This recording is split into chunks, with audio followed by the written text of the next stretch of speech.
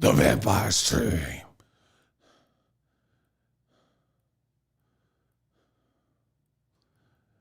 The Vampire Stream.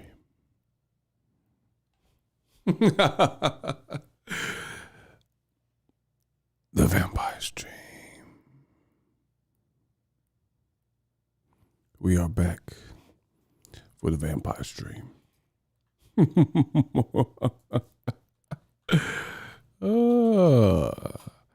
It's been a while on the Vampire Stream.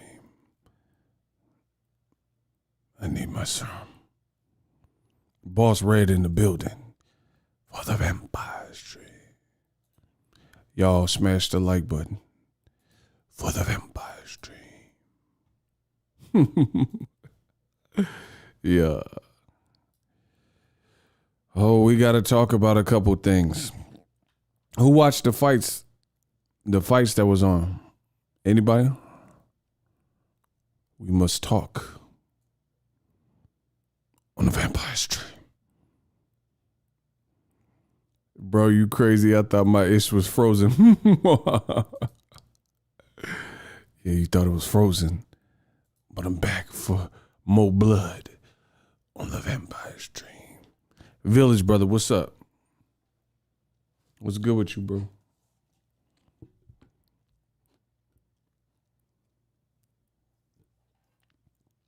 Y'all know how to go to In-N-Out? Yeah, I'm drinking my little milkshake.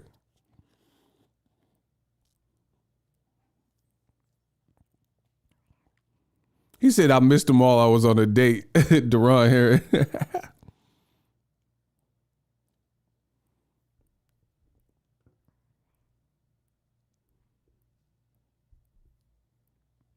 This milkshake hitting.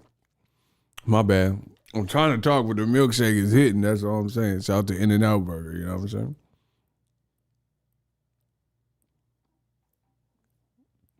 I'll get started in a minute, but this milkshake busting.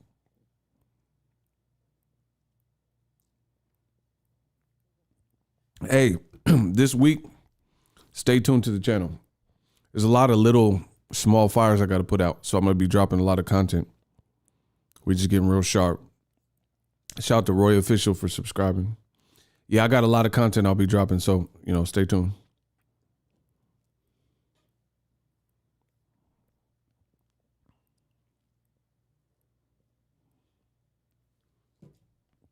Now, for the Vampire Stream, let's get started.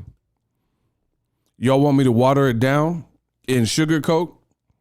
Or y'all like that pure, that cocaina, that raw uncut? Watered down or uncut gems like Adam Sandler? Listen, I ain't no panhandler, but I gets bread. Y'all want that watered down, filtered, or that unfiltered, uncut, that Adam Sandler? Let me know. Y'all want me to water it down for y'all? Or y'all want it raw? Y'all want that rough, rugged, and raw? How long? Let me know what y'all want. He said he wanted that pure fish scales. Oh, y'all speaking my language. Y'all like that raw, that uncut. So let's cook. Let's work. Everybody, let's work. ESPN, the broadcast was terrible. It was an abomination. Like, gone are the days of HBO boxing, because that telecast was not it. And I'm explaining to y'all why I say this. They spent a good majority of the telecast with a continued conversation insulting Gervonta Tank Davis and taking shots at Mr. Tank Davis.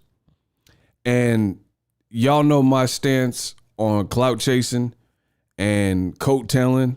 I'm from the Bay, bruh. That's never gonna be fashionable out here. You smell me.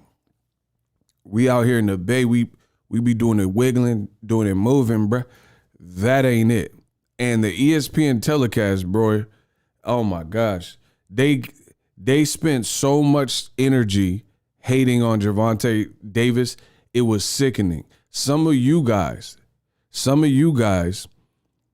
hit me up because I was posting tweets about this, and one person or a few people actually, in different ways said this to me, right? They say I turned it off because the hating was so bad. You can go to my Twitter, you'll see. Some people responded to me talking about they left the broadcast because the hate was too much. I mean, it's sad, bro. It's sad. So here's the issue. Get the likes up. That's the first issue. That's the main issue. Second, the issue with that is this. Gervonta Davis don't fight on ESPN. He's not signed to Top Rank. There's no negotiations. There's no mandatory or nothing for anybody over there to be fighting Tank or anything. If anything, Lomachenko, he was trying to become the mandatory for Kambosos. So for ESPN to spend unnecessary energy hating on Tank, I mean, it was just a sad sight. It was pitiful. I don't work for Disney. I got the ESPN affiliate, the Disney affiliate, but I don't work for Disney per se. But if I was someone at Top, I would really, if you want to salvage your boxing program, you got to clean house, bro. You got to clean house. Keep Andre Ward maybe, and everybody else is a coin flip. I'm being 100% honest with you. Keep Ward. Everything else is pretty much a coin flip. It's detrimental, and in my opinion, is not beneficial to your boxing programming. So, for example, who clicks on ESPN to see a Lomachenko fight, and all they got to do is listen to another guy who's lit, a black fighter at that, who just fought, who doesn't fight on the network, to constantly hear, this talk about how Tank ain't doing this and Tank. It's insane. Bro, it's dare I say, is Tank, is he becoming this generation's Mayweather? I'm not saying they've accomplished the same things or fight the same way, but I'm just saying, is he this generation's Mayweather? It's why is everybody on his dick? It's crazy. It's crazy, bro. I don't even know where to begin. That's how bad it was.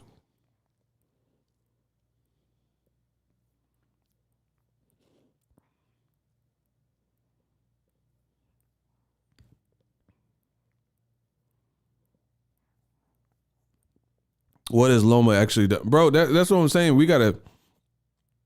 We as fans, we got to band together. If you're a real boxing fan, I don't see how you could be cool with what's going on. I understand size of the street and politics, but it's gone too far, bro. What makes you feel that people want to tune into ESPN to hear you take a cop a squat on another fighter for your whole telecast? And then the sad part about it is this is what happens when people hate. The sad thing is when people hate and it don't do nothing.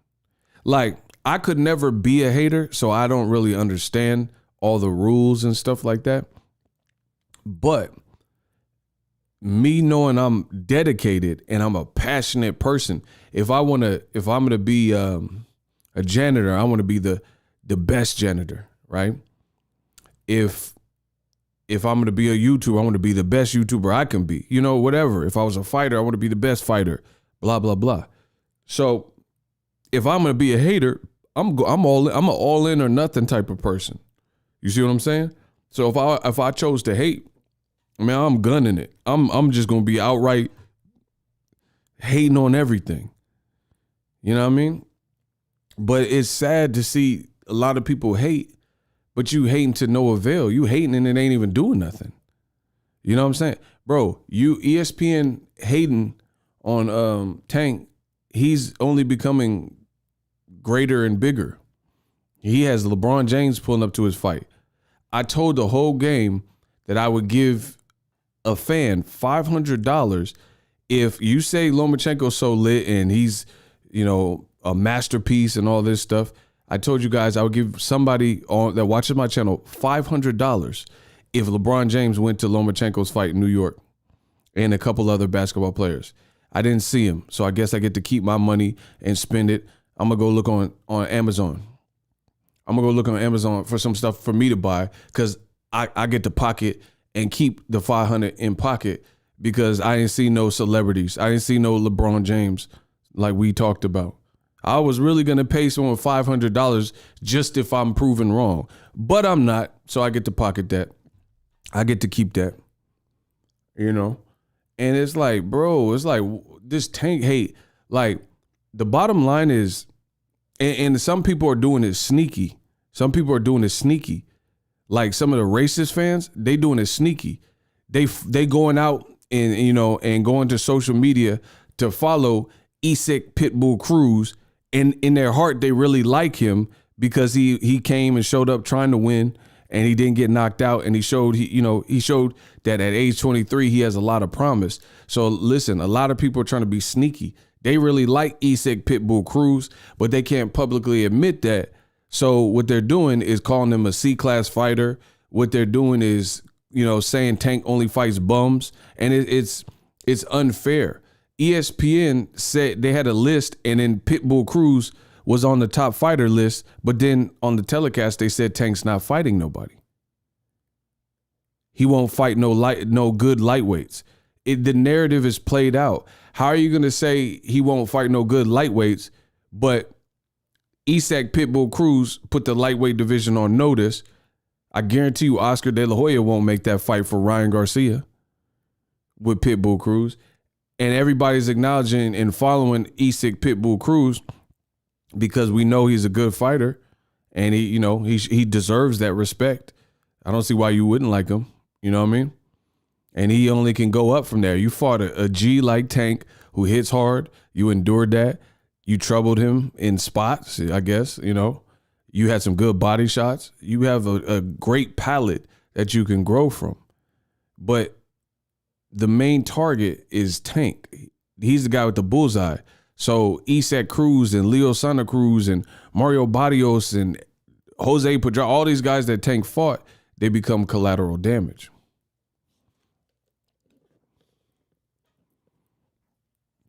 They did a segment with Lomachenko. He was hating. It's despicable, bro. That telecast was despicable. You notice there was so much hate. I haven't even got to Lomachenko's fight with Commey. It was just like the hate show. It's like the Dave Chappelle haters ball. Hate. They asked Lomachenko, bro, I don't have to lie. I don't have to embellish. This is the poor product that ESPN and Top Rank put out. They asked Lomachenko, you know, the little in between round or in between fight little segments. They asked Lomachenko his thoughts on all the top lightweights, like all the big name lightweights or whatever. He said Devin Haney. He's like, oh yeah, you know. He said the Devin Haney fight was close. Bro, why is there so much hate for black fighters, bro? That JoJo, that's cap. That JoJo fight with Devin was not close. I don't know what you guys watch. I don't know how you're scoring it. The fight was not close. Devin dominated JoJo Diaz. In fact, put it this way. Name somebody who dominated JoJo Diaz better than Devin and Gary Russell Jr. All the fights he had. Those are the two people that neutralized and dominated JoJo Diaz the best. Prove me wrong, which I know y'all can't do because y'all don't know about boxing. Name two other people that this man done fought that had better showings with JoJo if the Devin fight was close. The only other person that had JoJo looking like that was Gary Russell Jr. Those are the top two people to win and win, you know, comfortable or whatever. Tevin Farmer lost. He didn't win by, you know, and he's a skilled fighter in southpaw. JoJo got like barely any rounds, just like Tio. So that's the first hate from the Ukrainian. He said Devin and JoJo was close. No, it wasn't. That was from Lomachenko. Then we can go further on this little ESPN bio thing or whatever.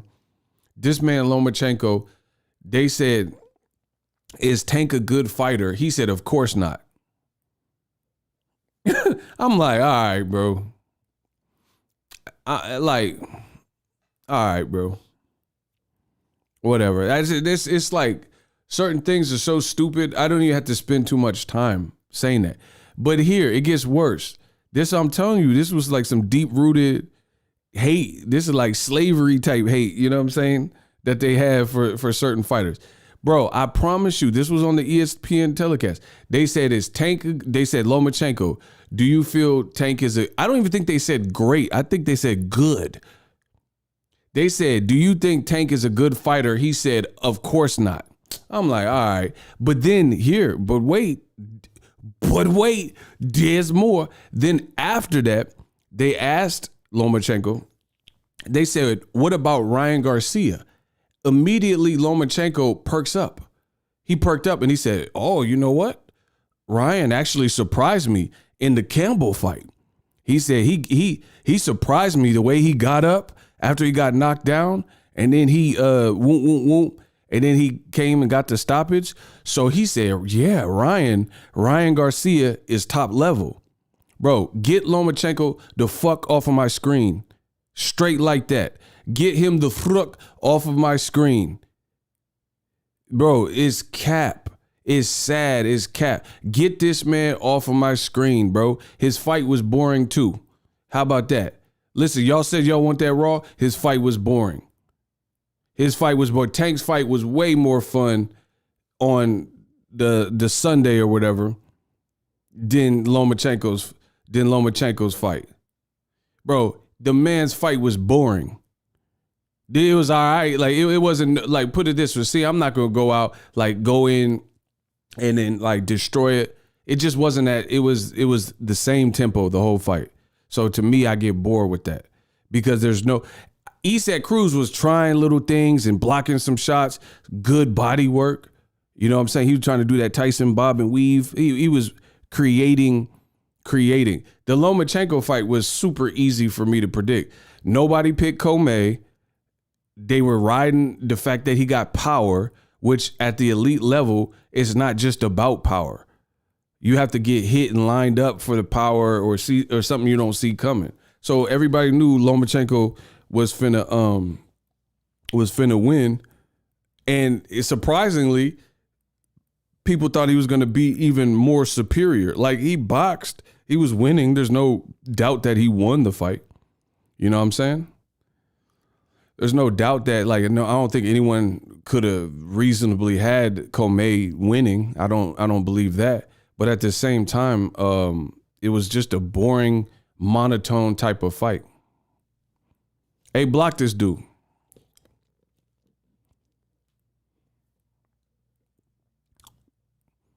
Block this dude. I don't even know his name. The little Omega dude or whatever that symbol.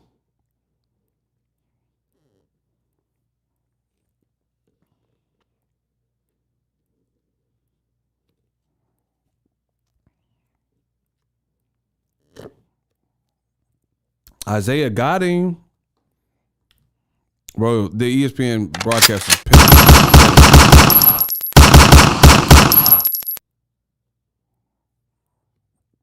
Isaiah got him. Milkshake bust.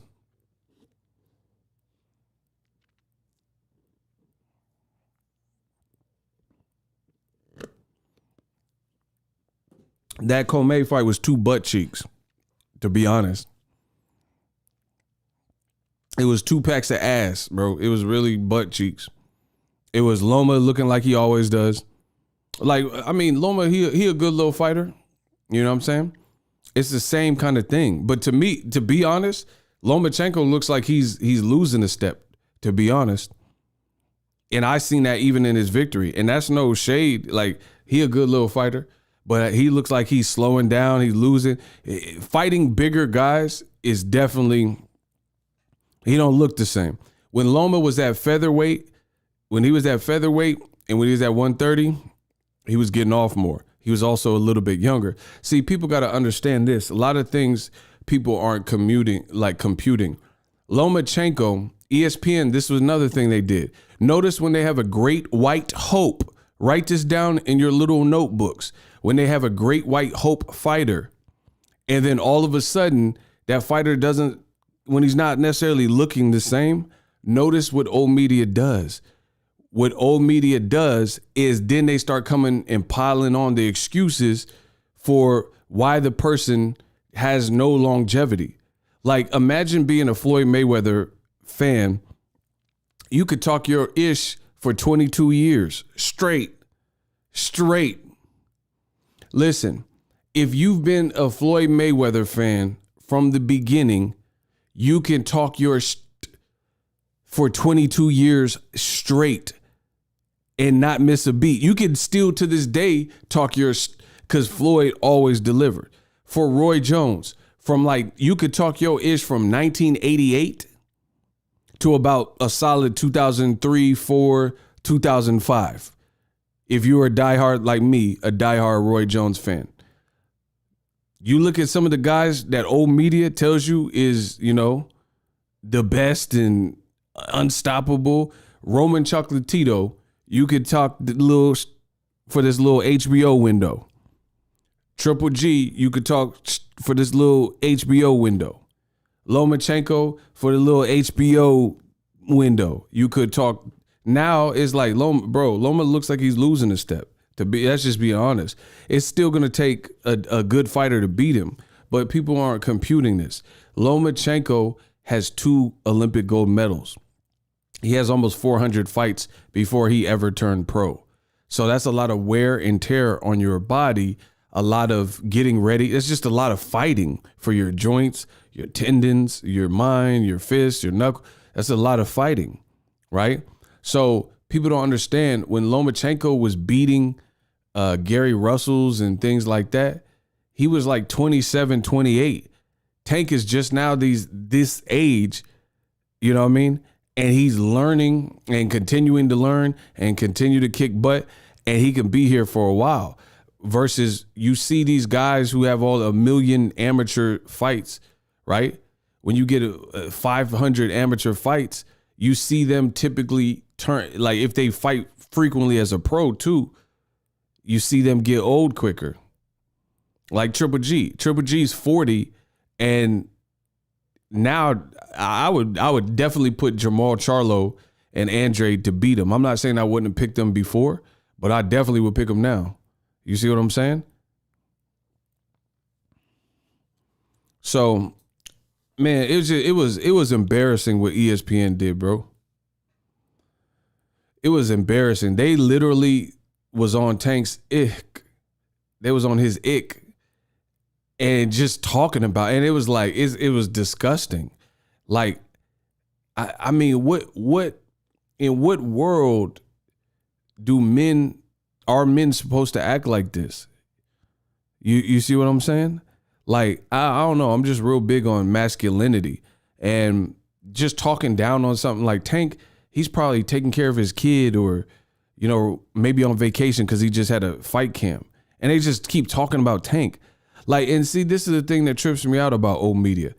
They say all these people with that I'm saying is dope, right? They saying all these people suck and they cherry pickers. Then why are you talking about them so much? Like, we could have went the whole day and not said nothing about Tank, good or bad. Let that man be. He's done fighting for the rest of the year. Tell us about Lomachenko. And now you see this lazy promotion that we're getting in boxing. Outside of PBC, they are literally, in terms of the big companies, they are literally the only ones doing it like this. And I'll explain. Where they can have a whole telecast and they're really expanding upon the storyline of said fighters, like Showtime. And the good thing about, I'm big on letting people be who they are. You see what I'm saying? Like, I'm not here to change who you are. If you're a piece of, you get what I'm saying? Like, I don't try to change people because I know that's a uphill battle. I don't try to change people. If this is what ESPN thinks is great for their broadcast, they have another thing coming, and I'm giving you my opinion.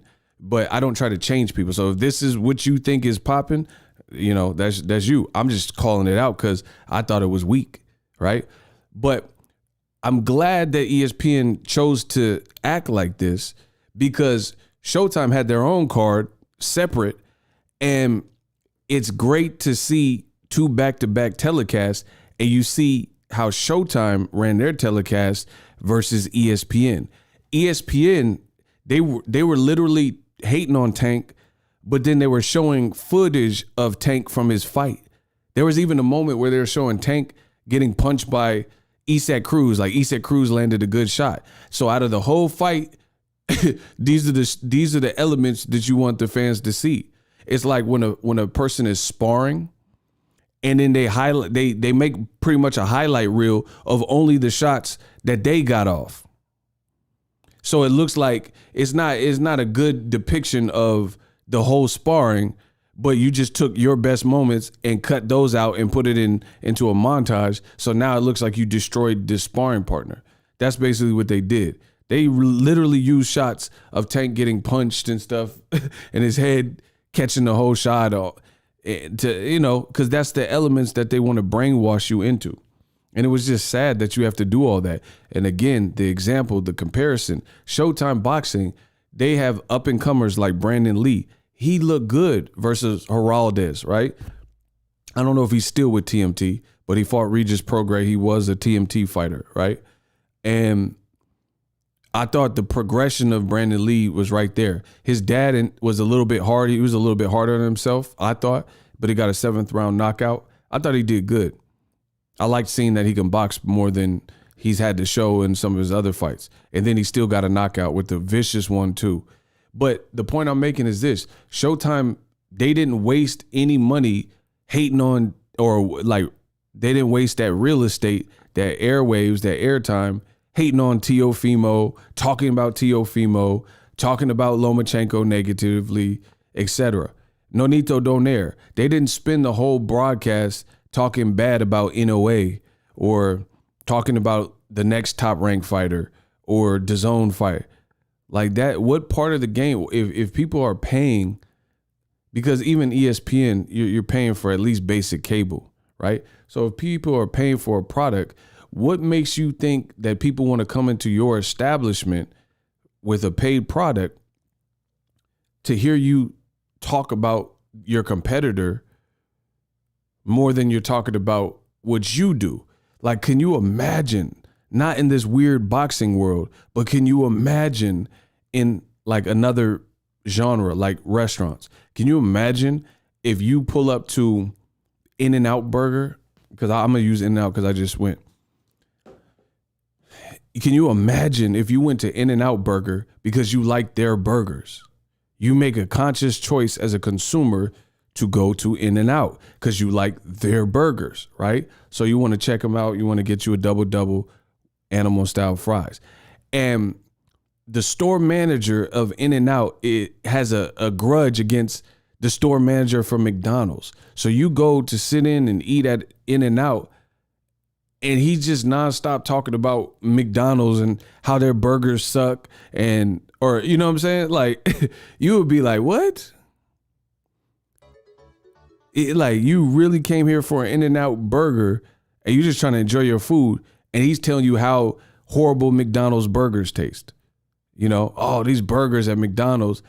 That guy didn't come to McDonald's though. You get what I'm saying? He made a conscious choice to come to where you at. He's at In-N-Out. Why are you spending so much energy talking about the grotesqueness of McDonald's burgers? If Tank sucks, let them suck. Let him suck. If he's cherry pick, let him cherry. What's that got to do with you? You see what I'm saying? I don't even subscribe. I don't even believe what they're saying. I don't believe that's true. I don't think that what they're saying is true to begin with. But I'm saying, even if it was, why are you spending precious airtime talking about him? Okay, he's a cherry picker. Let the world laugh at him. Why do you care? You're not promoting him. He's not in your crowd. You don't have a fight with him. Negotiate. Why are you even mentioned? It's weird, bro. Kenneth Pinkney, he said people forget Tank broke his hand in the fight. They don't forget. They just play dumb and fought most one-handed and still won. Man, it's not like I said, listen, when it comes to racism and when it comes to hatred, it's all ignorant. It doesn't have to make sense. So you guys are like looking further into it. You're never going to rationalize it. It's not that they forgot that Tank hurt his hand. They don't care. Their whole goal is to slander the black fighter, Gervonta Tank Davis, and their rival. So that's all that matters, because none of it makes sense if we're being fair. For example, they said Tank needs to step up. Let's play a game. They say Tank needs to step up and fight top guys at 135. Who looked like they came to win? Isak Pitbull Cruz or Richard Commey? I'll let the fans vote. Let me know who you think fought like a liver dog in the lightweight division. We had back all these lightweight fights. Who showed up and looked like a live dog, like they were coming to try to win? Isak Pitbull Cruz out of Mexico or Richard Commey from Ghana? Notice everybody is voting Pitbull Cruz. And on that, I would have to agree with you. So nothing they're saying makes sense. Cruz actually showed up. Nobody's mad at Cruz. Nobody. Cruz was trying, like, how could I be mad at a guy? He didn't get knocked out. People thought he was going to get knocked out. And he was certified trying.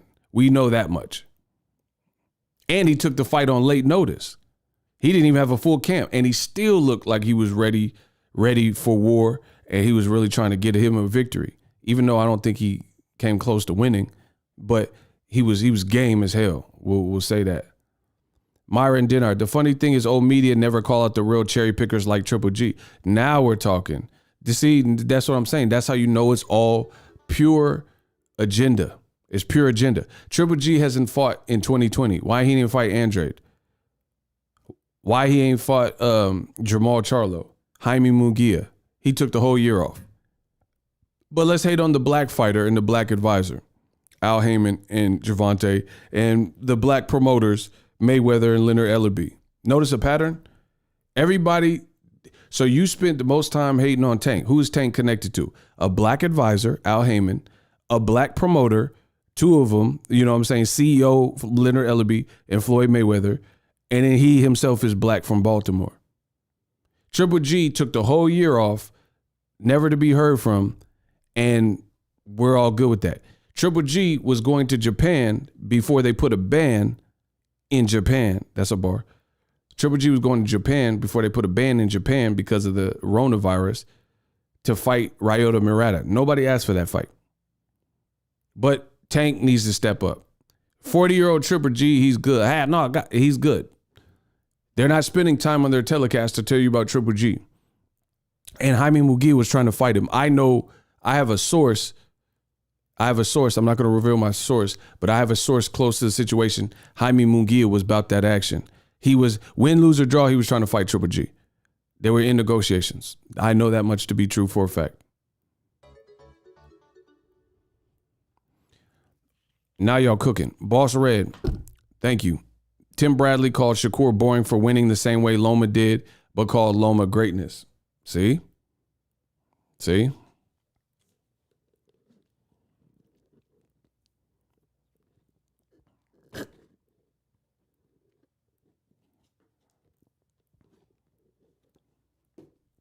But the target for this smear campaign is Tank.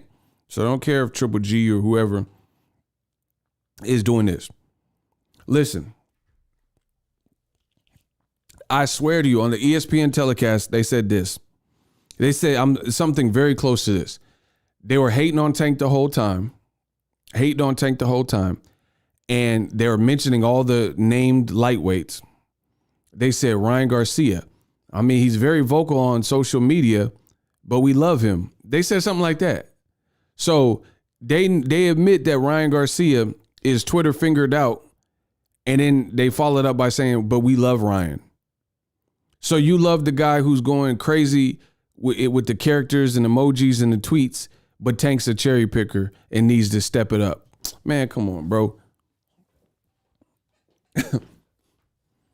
Bro, and the funny thing is this, ESPN and companies like this with their boxing program, DAZN, I'm not tripping. They could keep doing what I'm just calling out my opinion on the situation. They can keep doing it. This is eternal job security for me because I know I'm speaking a real message. It's not predicated on a fighter's gender, age, race, creed, color, nothing like that. So I'm not tripping.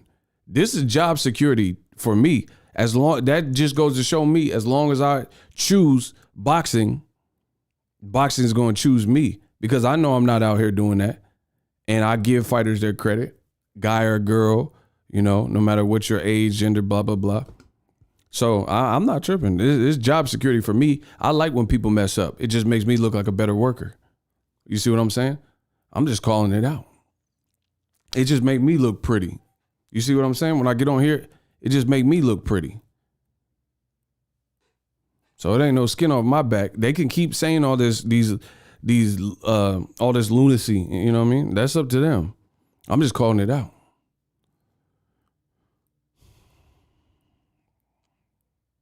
I was at the fight Lomachenko showed Commey mercy. Block him. See?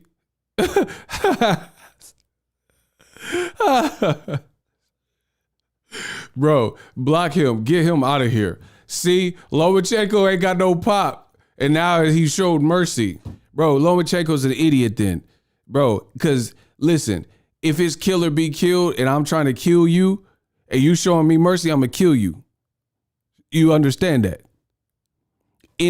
Bro, if this is a war and it's you and the op and y'all both have guns and you're like, all right, I'm going to show you some mercy. They will kill you if they get the opportunity to. You better read The Art of War. Shang Tsung. I mean, not Shang Tsung. I'm tripping. I'm thinking of Mortal Kombat because I'm about to finish him. Sun Tzu. Bro, now Lomachenko decided to show mercy. Bro, these clowns is everywhere in boxing. Remember when Triple G was getting punched in the face flush and old media's in such a rush to have the great white hope of boxing that they were justifying Triple G getting punched flush in the face, saying he likes it. Bro, they were saying Triple G was letting his opponent punch him in the face as hard as they possibly could because he wanted to give the crowd a show. Come on, bro. This is The Art of War, bro. He said Lomachenko showed him mercy. No, Lomachenko ain't got cracks like that. That's what that is. Bro, the Lomachenko is an idiot then. Listen, please print that. If Lomachenko is now going on record saying, I could have stopped him, but I chose not to stop him, he's an idiot. Yeah, and you can print that. He is an idiot because this is The Art of War. Richard Commey is not going easy on you, and his only chance to have won the fight was to stop you. So if you're going to play with your food, then you're an idiot. Then you're an idiot. If you have the ability to switch someone's lights out and eliminate the threat, that's what you're going to do. That's what you're going to do, bro.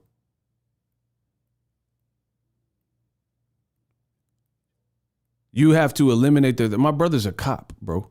You see what I'm saying? If somebody's wielding a knife and he's running, you have to stop that threat. I don't know what he's capable of in close quarters with a knife. Pop, pop, pop. It's over. I promise you. There's no cop in America, especially America, that's going to have a maniac who got bodies in tattooed tears and they're rushing them with a knife and they getting too close and not heeding none of the warnings and the maniac, and you don't know, the guy look kind of big. You don't know what he can do when he get that blade to you. Bop, bop, bop. It's over. It's over. So boxing's no different. If you could put a bullet in somebody's head, proverbially, in boxing, aka knock them out, switch the lights off, that's what you'll do. If you can't, you can't. See, listen, that's how I know it's a crusty, dusty, great white hope excuse for old media that he showed him mercy. Because how come Deontay Wilder was talking about, I want to catch a body? Oh my God. Wilder has freakish cracks. Block Byron Bull. Wilder has freakish power, right?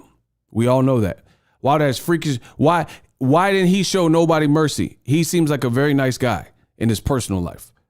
Why didn't he show nobody mercy? Why he didn't show nobody mercy and say like, oh man, I want this guy to let, bro, he trying to off you, bro. He trying to off you. It's common sense. He trying to off you. And if you don't have that mentality, get out the sport. If you have the chance to off something, like when I'm saying off, I'm just using slang. I'm not talking about kill you for real, but I'm saying off in terms of get them off you and KO them. That's what you'll do. It's that simple. Anything else, anything less is uncivilized. So once again, Lomachenko. So let me get this straight, because the Commey fight was eerily similar to what happened in the Pedraza fight. He had a man on his last legs, and he looked like he was about to get him out of there, and he couldn't stop Pedraza. So you mean to tell me Lomachenko is just, you know what I mean? He's just this Mother Teresa, and he's in such a brutal sport. Bro, these dudes is weak, bro. I told you, I'm the best in the business, man. These dudes is weak. Here's an example. This how I know Lomachenko and all his fans that is saying that is full of ish. So how do you decipher who you want to blaze and who you want to show mercy? Why didn't Lomachenko show Rocky Martinez mercy when he knocked him out crazy at 130 and then did a flip in the ring? Why didn't you show him mercy? When Lomachenko was making people quit and embarrass them, Nomachenko or with a Nomachenko, whatever he's supposed to be, why he didn't show them people mercy? Like, let me carry them to the end of the fight. I don't want to ruin their spirit. Nicholas Walters ain't fought since the Lomachenko fight. So why he didn't show him mercy? Why wasn't he showing Rocky Martinez mercy when he was doing backflips with his dead body on the mat? So he just got up and said, oh, Richard Commey, I love this African with these tarantula dreads. I just feel like showing him mercy of all people. Bro, he just blazed Nakatani. Why he ain't show him mercy? He hate Japanese people? What? Why didn't he show? Come on, bro. He couldn't pull the trigger. He couldn't, bro. He need Viagra. He couldn't get it up. Stop playing. Now y'all talking about, oh, Loma carried him. Y'all pathetic, bro. He needs some Viagra. He couldn't get it up. There is no fighter that's gonna have the ability to knock you senseless. It's sad, bro. And the funny thing is, listen to these same racists when Charlo has a tough fight with Montiel. You don't hear no black person saying that Charlo could have knocked out Montiel, but Montiel, he wanted to carry him because he had to think about his family and all that goofy stuff. Bro, Charlo tried. He was trying to blaze him. He was trying to please the hometown crowd, but the guy was so tough, the guy just kept coming. So at the end of the day, you can't knock them all out. That's what happened. Lomachenko can't knock a lot of them out because he ain't got pops like that. He ain't got no cracks like that. Like I told y'all. I told you I'm the best in the business. Lomachenko, he don't got cracks like that. That's why he got to do all that ballet and, Mozart and Beethoven moves and all that, because he ain't got cracks. It's that simple. Arter Better Be got 16 fights, 16 knockouts. Why he don't take it easy on nobody? Triple G, he seemed like a nice guy. He be smiling. Oh, yeah, it was good. Yeah. But if he got the chance to crack your skull up and make it a short night, this is what he does. Why didn't Triple G show Ishida no mercy? when he knocked him through the ropes damn near. Stop it. Lomachenko, he don't got the power. And then Richard Commey does have some power, and he didn't want to walk through no power to try to force the issue. So he got scared and curled up. That's what that was. He ain't got pop like that. Bro, he like Rice Krispies, but he missing some flavors. He got the snap and the crackle, but he ain't got the pop. Man, oh my gosh. Y'all need to stop. Listen, I said, listen, the kid with the golden voice is back. Listen, I said, y'all need to stop. You'll think Loma's a serial killer. He Rice Krispies, but he's missing the flavor. He got the snap, crackle, no pop. Oh my gosh, bro, listen. I said, y'all need to stop. Think Loma a serial killer. He Rice Krispies, missing some flavors. He got the snap, crackle, no pop. It's a wrap. Bars. Oh my gosh, bro. Stop playing with me. That man got the pop. He got 2 Rice Krispies out the cereal. It's that simple. He got like Amir Khan type of power. Like, all right, if you know what I'm saying, attrition or something, he can get you out of there with the attrition. But what I'm saying is he ain't got tank. He ain't got that tank. I put that on anything, bro. Teofimo got more power. I'm not saying Teofimo's more complete, because in a rematch, I'll favor Lomachenko. Teofimo, he losing it mentally. Bro, he got Amir Khan power. Where it's like, you know what I'm saying? Like, it's boxing, so you don't want to get hit with certain things. But that's the type, for real, he got like, that's a great comparison. Amir Khan type of power. Eesh. Bro, here's how I know he has Amir Khan type of power. Here's how I know. Because Richard Commey was on Weekend at Bernie's in round 7. Because that was a shot he didn't see coming, right? So he was like, oh, Weekend at Bernie's. Bro, he did the Chris Brown. When them rent nigga, I want you, man. In them haters, bro. He was hitting the Bernie. He was done for in round 7. Bro, he hit the Chris Brown. When I rent nigga, I want you, man. And them haters can't do nothing for you. These hoes ain't loyal. When I rent nigga, I want you, man. And your nigga can't do nothing for you. Bro, he had that sea breeze. Bro, he was on sea breezy. He was on skates. And Loma could do. Bro, how you hurt him that bad and gave him the sea breezy in round 7, and he lasts 5 rounds. And not only does he last 5 rounds, you was lacing him with combinations, landing 6-8 punches and to his face, and he was eating them like a Scooby snack.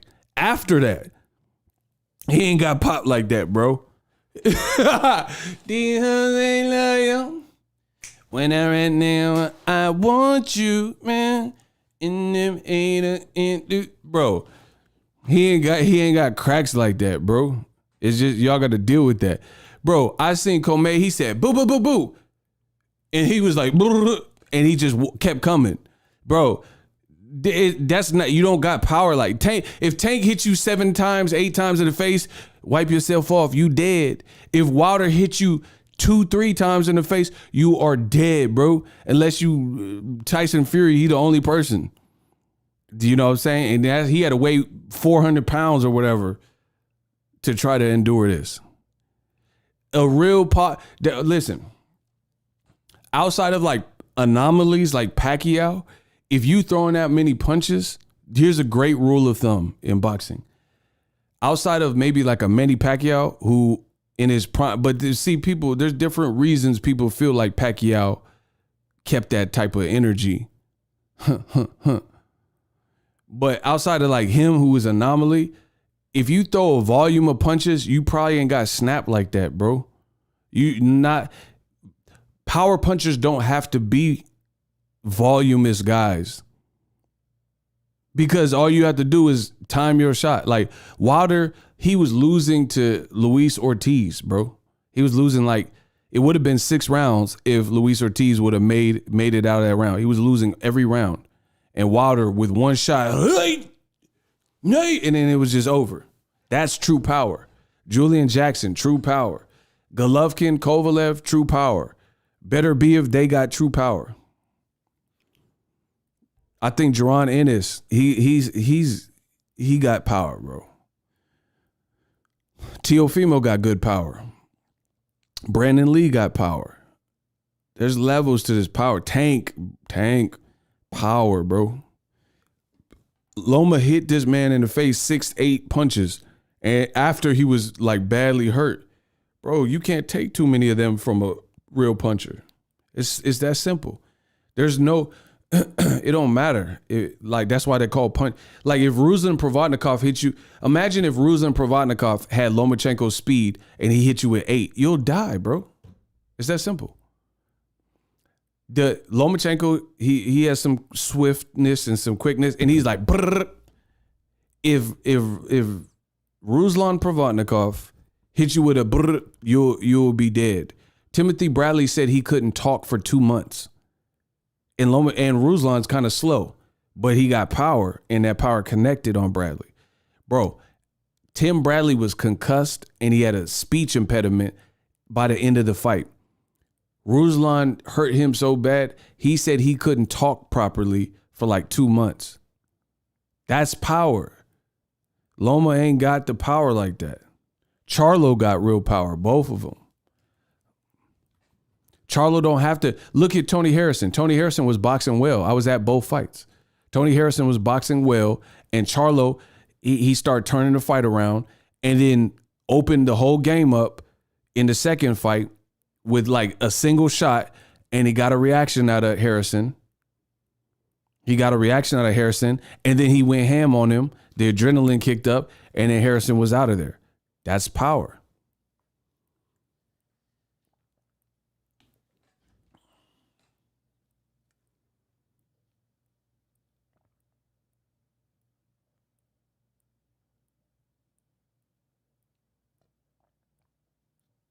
Yeah, y'all got to hit the like button.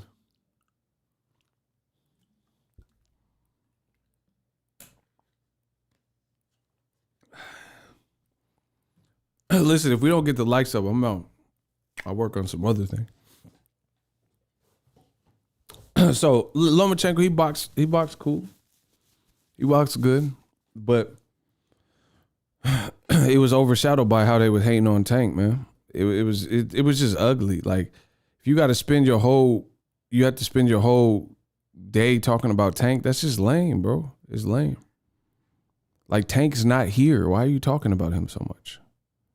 Really weird. Lomachenko, he boxed good, but he ain't got that. Lomachenko, he don't got that kill switch. I think he's really more of an amateur at heart. Like, you know what I'm saying? Like, Loma's like, how you say it? Kind of like Triple G in this sense. He don't fight like Triple G. But Triple G, once Triple G listen, this is real boxing gym. I'm giving y'all real gems. Y'all got to listen. Bro, this is something that I've seen that's indicative, and I'm not trying to stereotype, but I've noticed some patterns with some Eastern European-esque fighters, like Triple G and like Lomachenko, one from Kazakhstan, one from Ukraine. Listen, I'm about to drop gems. I noticed with Triple G, if you get past that first layer and Triple G notices that you came to fight and you got some good skills and it's going to be a long night, Triple G will just turn into kind of a jabber. That's what Triple G does. That's what his style is, bro. Like, if he can't just bull rush you and hurt you and then put it all together, like Vanes Martirosyan or Marco Antonio Rubio, what he'll do is just jab you all night. It's just a basic jab, and his jab is a strong punch because he has power. That's it. It's very basic. He just jab. But what he won't do is like force the issue. Like Crawford is a way, way better finisher than Triple G, because Crawford has this mindset like you're going to give before I give. So Crawford will turn it up and force the issue. Like Mean Machine. He was playing with fire because Mean Machine had some pop and he got hurt and got dropped. And Crawford got that killer mindset. He's so competitive and he got an American style. Crawford will press your line, and if you can't get him out of there, then he's going to get you out of there. That's what's been shown to me. Triple G, he's not going to press your line like that. If he tries to, and then you're fighting back, then he'll just revert to jabbing. Like if there's some David Lemieux got cracks. So if he notices there's danger, it ain't no Mexican style and all that. He knows David Lemieux got cracks, and he felt that power. Like, okay, this guy hitting hard. I'm just going to jab all night, and that's what he'll do, right? Same thing with Canelo. When he's seen Canelo's good, so he just jab, and he almost doesn't know what to do. And I noticed the same thing with Lomachenko. Lomachenko, if you got some dog in you, and you get up, and you got like some threat, like some power, Lomachenko will still kind of be easy. Like he won't. He's still going to move around and stuff and do the footwork, but it's hard to explain. I can see it. He don't force the issue like a Terrence Crawford. He not a killer with that dog mentality where he's like I'm going to seek and destroy you. I don't care what you're talking about.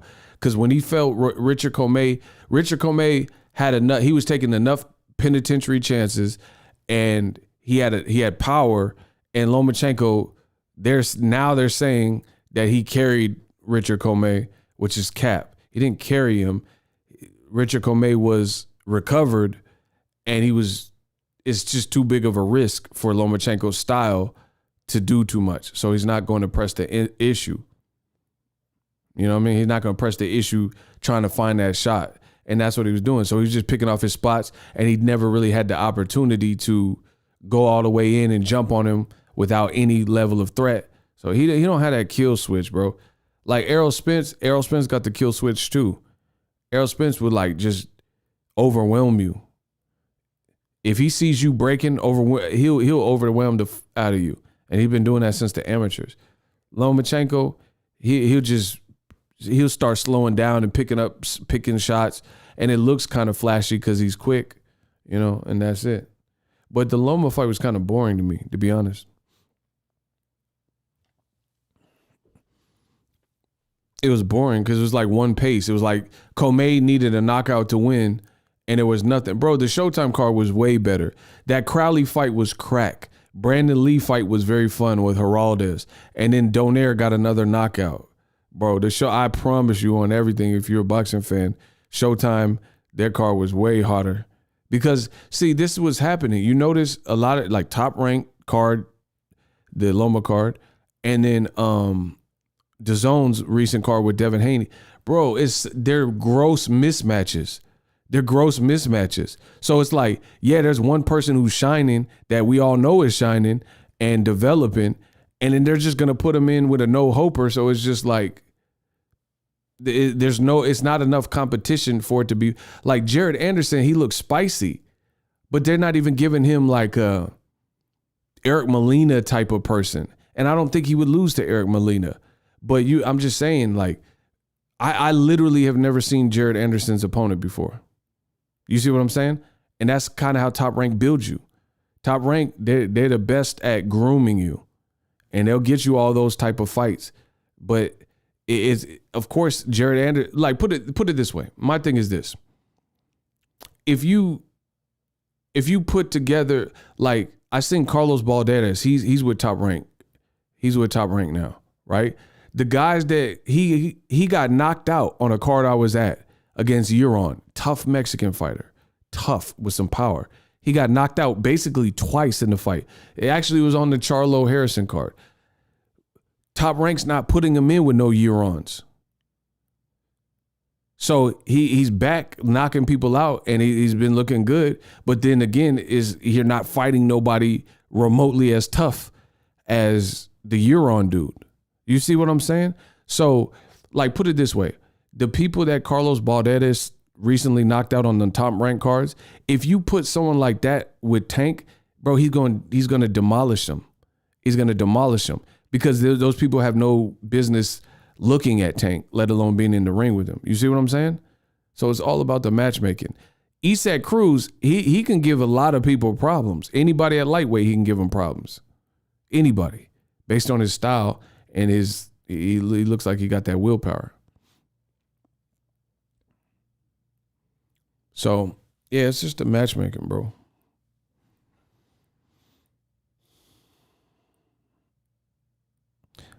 Like even the guy Donaire was fighting, right? The guy Donaire was fighting. He didn't win, but he looked like he was trying to, and he, like, according to his record and stuff, he has some power. He has power, bro. So it was somewhat competitive, even though you would probably have Donaire winning, but it was still competitive. Like the Jared Anderson fight, after half a round, he started destroying the dude. So it's just 2 rounds of a butt whoop. Like literally Jared Anderson's pimp ring walk lasted longer than the fight. You see what I'm saying? It was just boom, boom. And that's how the undercard for Devin Haney on Eddie Hearn's card was like. It's like one-sided mismatches. And that gets old because it's like, it's cool to see somebody get knocked out, but the Crawley dude, he could knock the dude out, and he came close to, and he was bashing him up, but it was a competitive fight. Showtime, bro, I promise you Showtime's card tonight was way better than the Lomachenko card. I promise you that. That's my honest opinion and assessment. The Lomachenko fight, the Donaire fight was better than the Lomachenko fight. I get bored when the fight is just one pace, when it's just like the other guy has no, he's like a no-hoper. Commey, who picked Commey? Did Commey impress you? The only thing that impressed you is he's tough. But we knew he was tough from the Robert Easter fight. There was nothing, like, you notice a lot of the, like, just watch what I'm saying. Watch Top Rank cards, watch the zone cards, the undercards, and then there's no surprises. There's no surprises. There's no, like, rarely an upset. Like, you notice Teofimo lost, but it wasn't on the Top Rank card. Just watch. Just pay attention to what I'm saying. Just watch. And it's not even about lose. It's not just purely losing, but even seeing a competitive fight. Like that Johnny Rice dude gave F.A. Ajagba a tough fight, and then he beat Michael Coffey. That would be a great fight for Jared Anderson, in my opinion. I think something like that would be a great fight.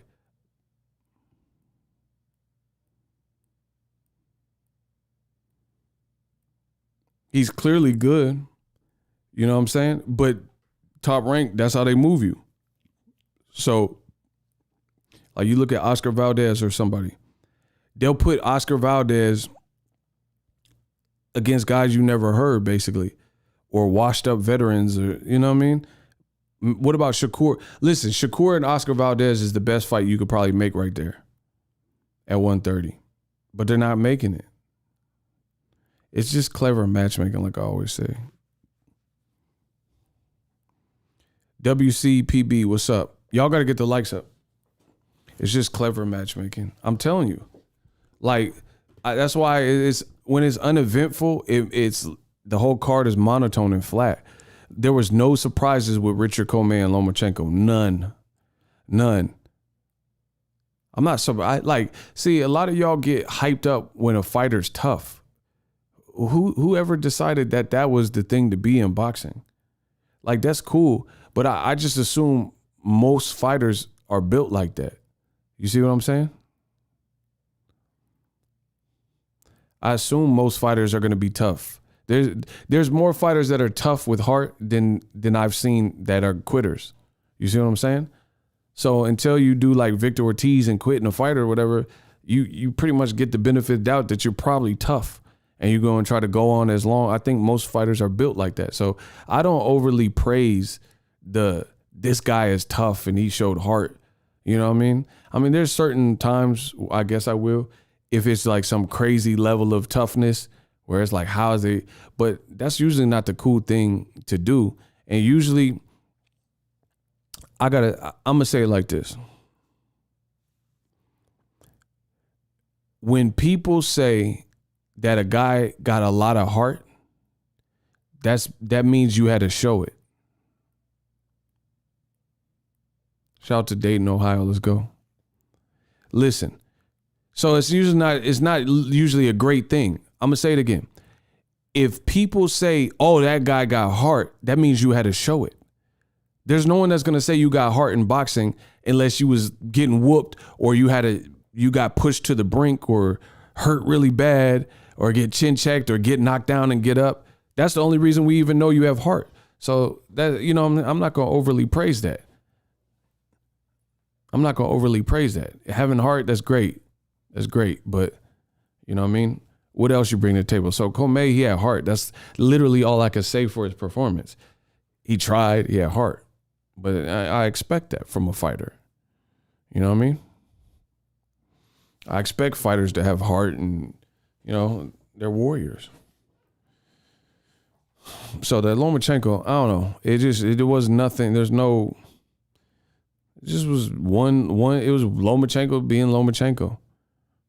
And here, another reason why I think they were hating on Tank so much is, listen,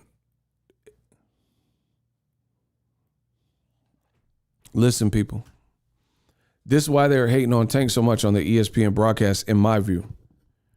This is why. They were hating on the ESPN broadcast so much because Top Rank wants Lomachenko to get George Kambosos because that will get him in line with the belts he lost to Tio, right?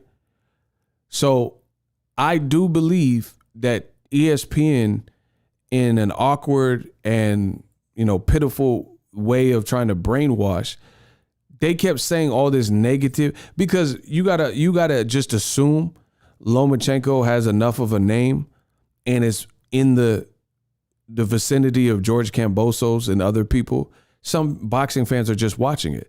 So I believe the directive was, let's down talk Tank and say all this negative stuff about him so we can brainwash the crowd, brainwash George Kambosos and things like that. So to the point where Kambosos is at home saying, hey, I could fight Devin Haney, I could fight Lomachenko, or I could fight Tank.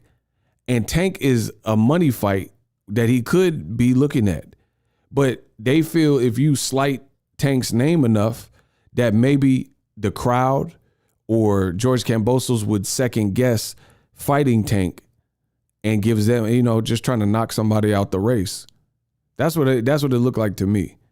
Like, let's say enough of bad things, like almost guilt trip Kambosos and make Tank sound so horrible to the point where he's not the person that's considered. Either way, it's corny. You shouldn't be spending your whole broadcast talking about another fighter that's not fighting. What happened to building up the fights that the fans are tuning in for or watching? This is a Lomachenko card. The best y'all got to do is talk about Tank. That's weird, man. I'm never going to get down with that. You spending all this time talking about Tank. And that's what it's becoming. Andre fights, let's just talk about Charlo the whole night. Terrence Crawford fights, let's talk about Errol all night. Conor Ben's fight, let's just talk about Broner all night. I mean, it's played, bro. It's played. So shout out to Showtime because they had their whole telecast and they focused on their whole telecast. You know what I'm saying? Not one time did I hear them, berating the competition and clout chasing other people. So it is what it is.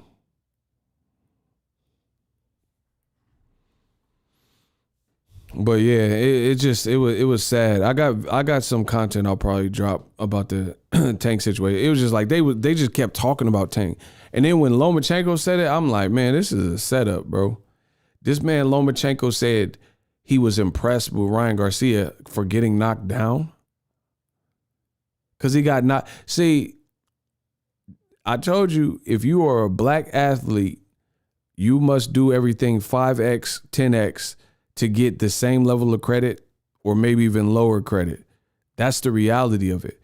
Tank didn't get dropped by a game at ESEC Cruz, but we're praising Ryan for talking trash on the sideline, getting dropped by a worn Luke Campbell, and because he got back up and stopped him, Lomachenko already beat him up.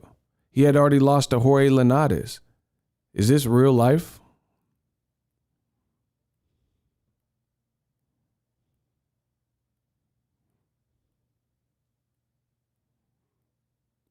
If you got LeBron at your fight, you winning. Word. Man, listen. I come from an area where you just got to stand on your own too. That's not wavy, you know? You got to stand on your own too. Imagine if you come to my channel, Boxing Ego, and I keep talking about John Doe boxing every day for no reason. I'm like, yeah, but John Doe boxing is lazy. And John Doe boxing is another YouTuber that does boxing. Imagine that. Imagine me, the god of boxing talk, and that's all I'm doing. So I'm not even telling you about how Tank looked versus Pitbull Cruz. I'm just sneaking in John Doe boxing is lazy. John Doe boxing's channel sucks. John Doe boxing, he put up bad thumbnails. John Doe boxing, his titles is clickbait. John Doe boxing suck. John Doe like, bro, what? Why do you? If they wanted to go to John Doe boxing, then I'm sure they'll go to John Doe boxing. But I assume if it says Boxing Ego, that's what y'all coming for. Boxing in ego. So I don't know what makes ESPN's production believe that the boxing fans want to hear you talk bad about Tank the whole night. See, Tank watched it. He know. His name Tank too, Sweet Science Examiner. He said 100% facts. It was sad because they wouldn't stop. I told you it was bad. That's why I'm making mention of it like this. He said it was sad because they wouldn't stop. Once they put Ryan in the mix, it was disgusting. Andre Ward was the only one that said Ryan needs to fight somebody and stop tweeting. Facts. Facts. Bro, in what world do y'all live in where the person who fought one time against some... Okay, hold on. I'm about to destroy y'all. I told you, these young boys can't beat me. Y'all can't beat me when it comes to this boxing talk. I got a question. Listen, I promise I'm gonna catch a body. Catch a body TV. I promise I catch a body. Is Mario Barrios in 2021, is Mario Barrios a better fighter than Luke Campbell? Put the last name of the fighter who is better. In 2021, who is better, Mario Barrios or Luke Campbell?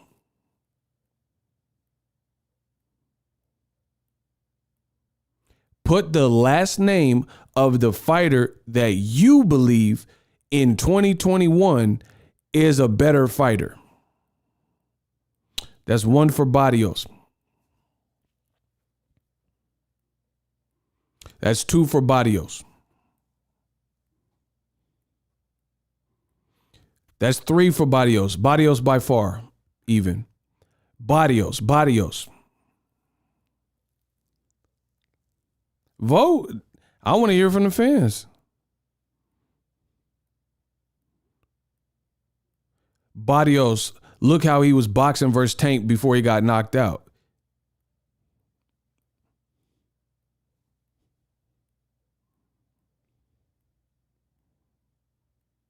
Okay. So everybody that I've seen that would vote pick Barrios. I would agree. In 2021, who is a better fighter, Luke Campbell or Isak Pitbull Cruz? Shout out to the Netherlands. In 2021, who is a better fighter, Luke Campbell or Isak Pitbull Cruz? In 2021, This is the final month of this year. In 2021, who is a better fighter? Luke Campbell or Isak Pitbull Cruz? Please vote. Barrios got hands even in a loss. Facts. Now we're moving on. In 2021, who is a better fighter? Luke Campbell or Isak Pitbull Cruz? He said, what up, Ego? Pitbull. Okay, everybody is now saying Cruz in 2021 is a better fighter. So I just went through Tank's 2021 schedule of opponents, and you guys, the fans, picked both of Tank's opponents and said this year in 2021, you would have said those were better fighters than Luke Campbell. Not a single soul intelligently picked Luke Campbell, and I would agree with that. So in what world does Ryan Garcia, pop sensation and Twitter warrior, get the right to talk bad about Tank and say Tank is fighting C-class opponents when you guys just determined that Isak Pitbull Cruz and Mario Barrios, you know, the two guys Tank fought in 2021, you guys just told me that you like their styles in 2021 and you think they're more complete, fresher fighters than Luke Campbell. But according to Ryan,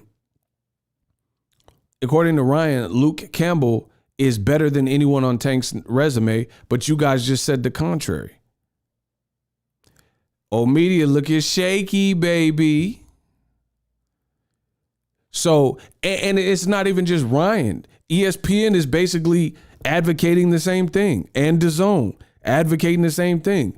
So it's looking shaky for old media. So Ryan Garcia, ESPN, and DAZN are all out to get Tank Davis, and they're saying he need to actually fight someone. But you guys who are all fans, I didn't even respond and give my thoughts until after y'all already voted. Y'all all said the two guys that Tank fought this year are better than the guy that Ryan Garcia fights. So again, how on earth is Tank being criticized for his level of competition and Ryan gets a pass? And Ryan beat some English guy who's been beat by Jorge Linares and almost got stopped by Lomachenko? Oh, y'all looking bad, bro. Y'all looking bad out here. Y'all looking bad, bro. And then on top of that, Ryan got dropped by this guy that y'all don't think is better than Barrios and Cruz based on y'all votes. He got dropped by the dude, but because he got up like a fighter's supposed to do, right? And like a fighter is trained and taught to do, he gets a bunch of credit. Tank. So let's put this all together. Let me thread it all up. You guys said Barrios and Cruz in 2021 are better than Luke Campbell. Tank fights both of those guys that y'all said was better, and he doesn't get dropped by either one. Even the fighter at 140, Mario Barrios, who's about to fight Keith Thurman at 147. We'll see how he looks there. Because if Mario Barrios beats Keith Thurman, then the Tank win ages very nicely. So I'm confused. How does Ryan have any room if you guys think that Cruz and Barrios are better, fresher fighters with a higher ceiling than Luke Campbell was at the point when Ryan fought him in January? How is Ryan talking anything? Y'all looking bad, bro. I told you. How is ESPN and DAZN talking about how Tank sucks and he's not fighting, he's fighting limited guys? What about Ryan? Why is there no criticism for Ryan and is only criticism for the black fighter? Let's share the love here, guys. Silver American. $5. Let's go. That's how you know it's an agenda, because it doesn't even make sense. But again, when you have an agenda, it doesn't have to make sense. It just has to suit your agenda. He said Rolly's a better fighter than Luke. I would probably pick Rolly to knock out Luke Campbell. Rolly rough. He just rough, bro. So once again, why is everyone throwing bullets at Tank and they ain't say nothing? And then here's the other thing. Bro, listen. This is how you know it's an agenda. He said, bro, they hate us. Well, then let me expose it then. Or it's going to be what's going to be. Bro, listen. Lomachenko's 2 fights for this year, the same telecast that was hating Tank. See, this is what people don't like. They want to talk about your front yard. They don't want to talk about their front yard and backyard. The grass is all dead. The grass is up to here. It needs to be mowed. They got weeds and stuff. They don't want to talk about the yard. I'm talking about your yard. Don't talk about just Tank's yard. Don't talk about Boxing Ego's yard. We talking about everybody's yard. You a landscaper. Yeah, we gonna talk about everyone's yard. So Lomachenko got his butt whooped by Tio. That's a fact. Tio clearly won. That was last year. So that means Lomachenko's 2 top-ranked fights were against Nakatani, who was coming off a war with the murderer, Felix Verdejo, and he got dropped a gang of times in that fight. Even though he came back and stopped Verdejo, he got dropped like 2 times or whatever. And Felix Verdejo was looking pretty sharp in that fight. It has nothing to do with what he did after the fight. And God bless that family. But that was the performance, a war, and he had already lost to Teofimo Lopez, Nakatani, and he had a war with Verdejo where he got dropped and badly hurt. Lomachenko then fought him and knocked him out. That's his first fight for this year. His second fight was last night against Richard Commey, a guy that a PBC fighter, Robert Easter, beat and almost knocked out in the 12th round years ago. A guy that Teofimo did actually knock out in 2 rounds on the Crawford versus Amir Khan undercard a couple years ago. How on earth are we criticizing Tank Davis fighting fresh people and Lomachenko's fighting crusty, dusty people that Top Rank put together that had no stylistic chance to beat him? I'm so confused. I'm so confused. So again, look at the agenda. How do we determine who are these good B-sides? How do we determine who these good B-side people are? That's what I'm trying to understand. Because how is Nakatani praised? What did Nakatani win? What did he win? Because he beat Felix Verdejo. Felix Verdejo lost a couple years ago to some random dude, to be honest. So that's what made Nakatani the truth, losing to Tio and beating Felix Verdejo, who had already been beaten by stoppage and was inactive and got in a motorcycle accident. So that makes him an elite B-side? Come on, bro.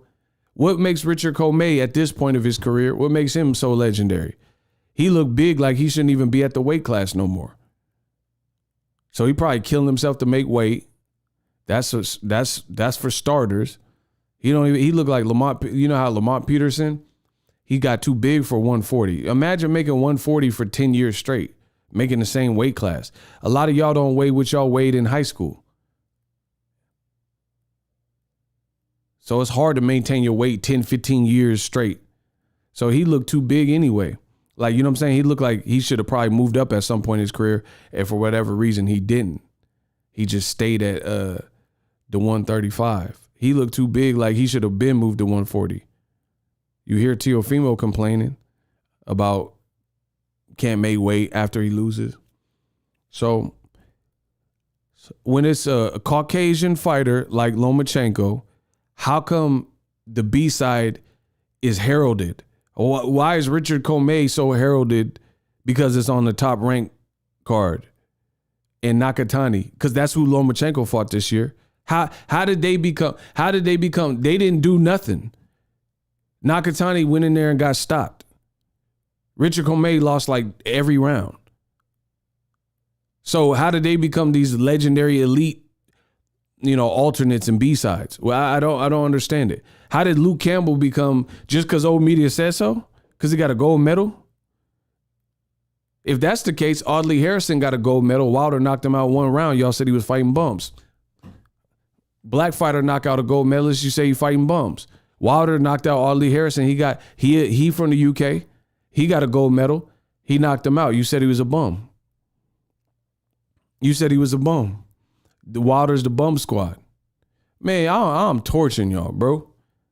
I'm torching y'all. So we got to establish some ground rules. What makes the people that Lomachenko fought this year at lightweight, Tumov that had no chance to win, no one really picked Lomachenko to lose either of those fights, right? And Luke Campbell, who Ryan fought, because they're not getting criticism.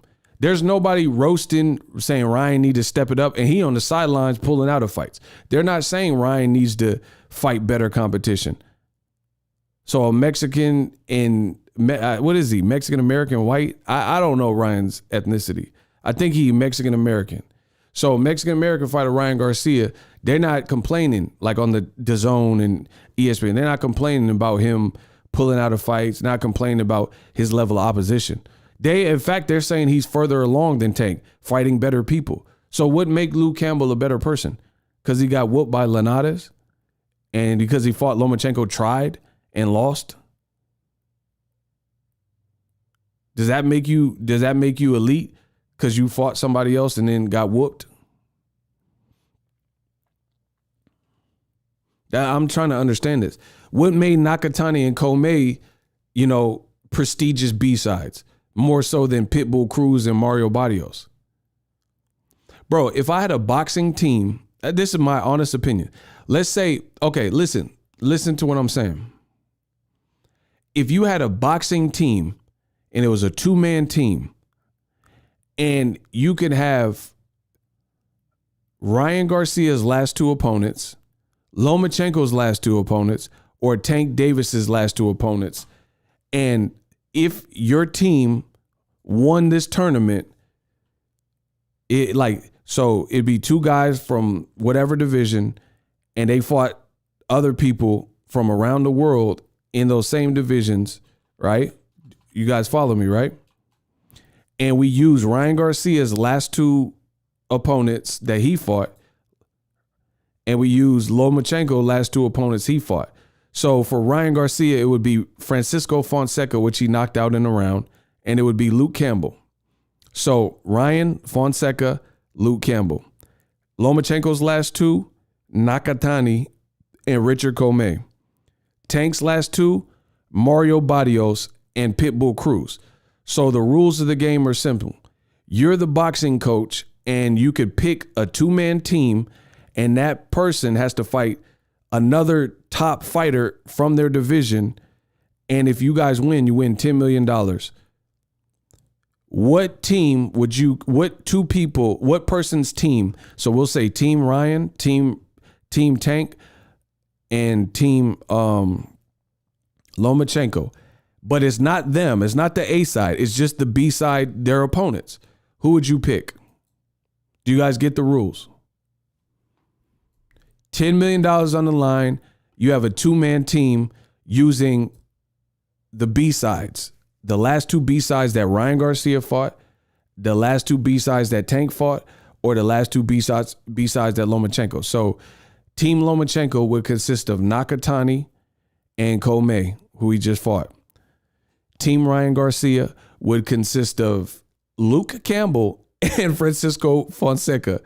Team Tank would consist of Mario Barrios and Isaac Pitbull Cruz. Bro, Viva Mexico! Bro, listen. Shout out to La Raza because I'm taking Viva Mexico! Do you... Bro, I will take Barrios and Cruz in a flash. Viva Mexico. Cabrones, listen, I'm picking them. If we win $10 million,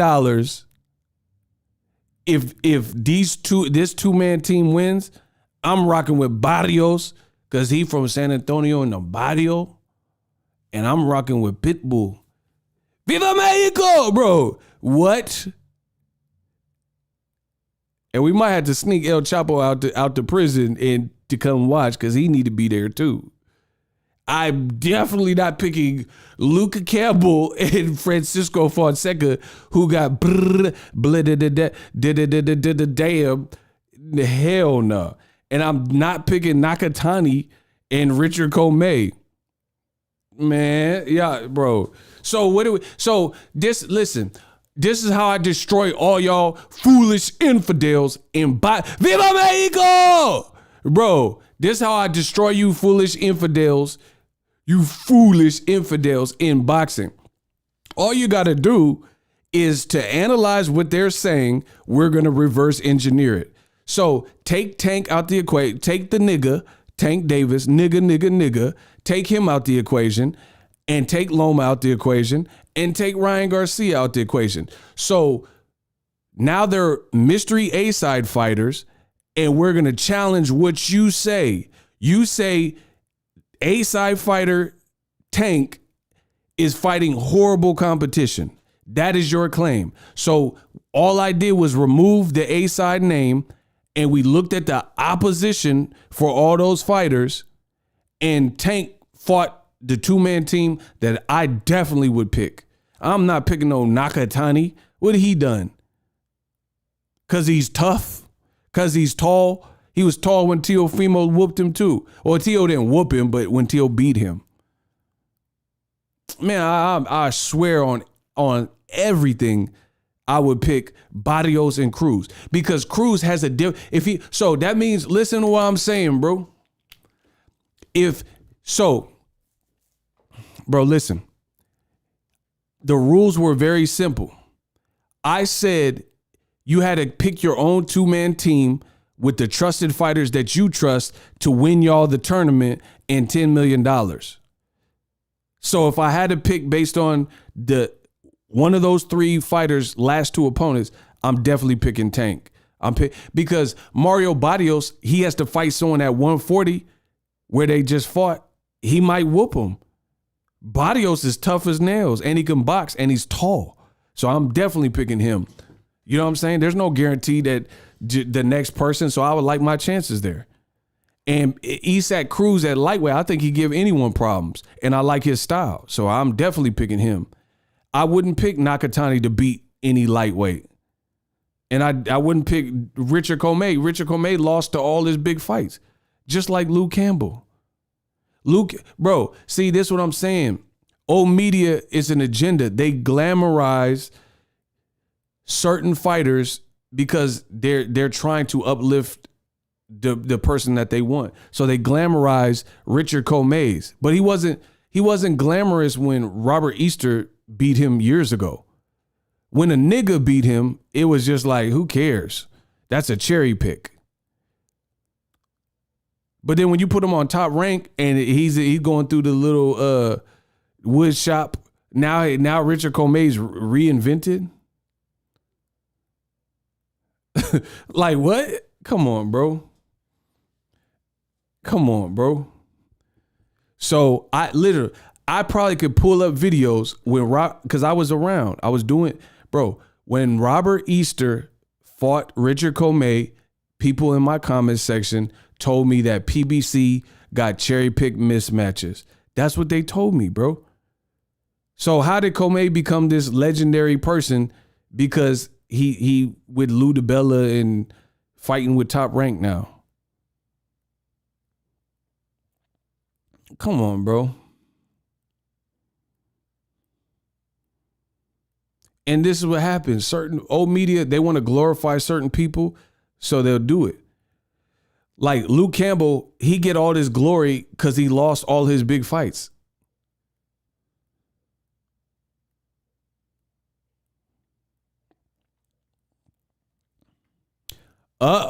Spaghetti-o.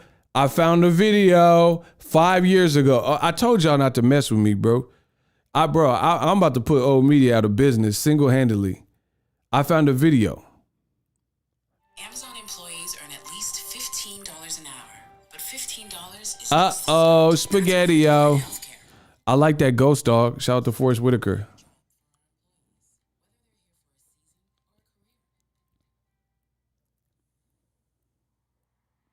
So he fought Easter 5 years ago. He fought the man 5 years ago, bro. Commey worked him. Listen, when he fought a PBC fighter, they said Commey worked him. He went down. This is a robbery. Commey had to fight. What else?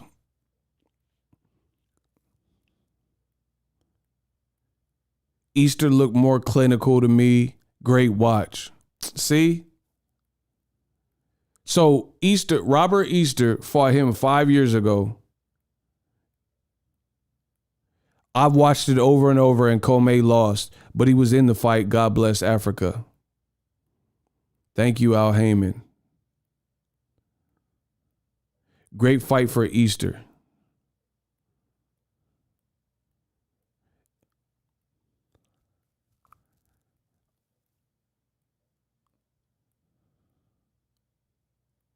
Damn, Eagle, I'm your most loyal subscriber, and you never answer me on social media, and it says you seen this. Man, y'all some stalkers, bro. Bro, what? Bro, y'all been stalking me that long? Bro, he said, damn, Ego, I wrote you, but you still ain't call it. Bro, y'all some stalkers, bro. That man said, dear Ego, I'm your most loyal subscriber. You never answer me on social media. And it says that you seen it. Hey, bro, y'all got to get a life, get a girlfriend. Y'all got to get, bro, please don't come there wondering why. Even if I could, it was on being great. Put your picture on my wall. He said, dear Ego, I wrote you, but you still ain't call it. I left my page at home for bro. He said, plus it says you seen it. Remember that last letter I sent you? I said I hated you. I didn't mean it. I sent you 6 letters and it says that you read it. You seen it. Bro, y'all, please don't come there wondering why. Y'all tripping, bro. Y'all been stalking me for 5 years. Dear Mr. I'm too good to call it right. This will be the last package I ever send your ass. It's been 6 months. I don't deserve it. I know you got my last 2 letters. I wrote the addresses on them perfect. You said if I subscribe to your channel, it'd be worth it. Man, y'all be bugging. Bro, I ain't never seen no dudes act like this. Like how y'all be acting in the boxing. DAZN is nothing but horrible fight. Oh, bro. He said DAZN is nothing but horrible fights. Horrible. You're a horrible fighter. Bro, I hope DAZN get Canelo versus Umbaku. Bro, I need that Canelo versus Bishop Tutu or whatever on DAZN. I need that Canelo versus it does smell like doesn't it? I need that on DAZN, bro. Did we get him?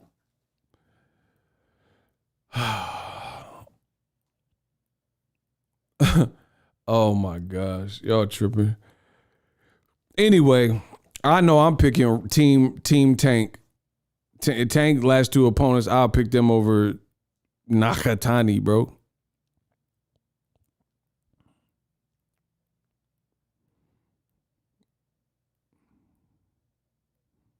Jermell about to come undisputed. Absolutely. Bro, they said Castano said he weighed 190. It's over. Bro, it's over. He think he Roberto Duran. That ain't good. Bro, he weighing 190. That's pretty stupid. Bro, Castano said he weighed 190. Jermell Charlo finna punch the SpaghettiOs out his stomach. He gonna punch the Chef Boyardee out his belly. What y'all talking about? And then y'all gonna be hating. Like the black guy, oh. But he still lost the first fight. All right. Just like y'all did with Andre Ward and Kovalev. All right. We'll see. I'm rocking with Charlo in that rematch. Rate Lomachenko's performance against Commey only if you watched it. Please be honest. if you watch Lomachenko Commey, give him a letter grade. A+, A minus, B+, B minus, blah, blah, blah. Please don't come that wondering why. What is Loma's letter grade for his performance versus Commey? Letter grade, school, letter grade. The man said a C minus, C plus. He said a D. Damn, y'all some rough teachers. Y'all going ham. Lomachenko A minus. All right. C plus. C. Damn, y'all wasn't impressed. He said, let's rate Commey first. D minus. Commey trash. God dang. A B minus. Bro, Loma, I'm just telling you, he looked like he's losing some steps. Bro, Tank might knock his block off. Y'all keep talking about this Tank stuff. I'm not convinced, bro. I'm not convinced that that's what Lomachenko needs right now. Bro, Lomachenko, no one likes to get hit per se. No one likes to get hit per se, but Lomachenko don't like to get hit. You know what I'm saying? Like his demeanor changes. When he knows you got some heat rock, I feel like his demeanor changes, bro. I think Shakur could get him, bro. Listen, I think Shakur can get him. At 130, no question. Because then he has to cut more weight. That'll be bad for Lomachenko.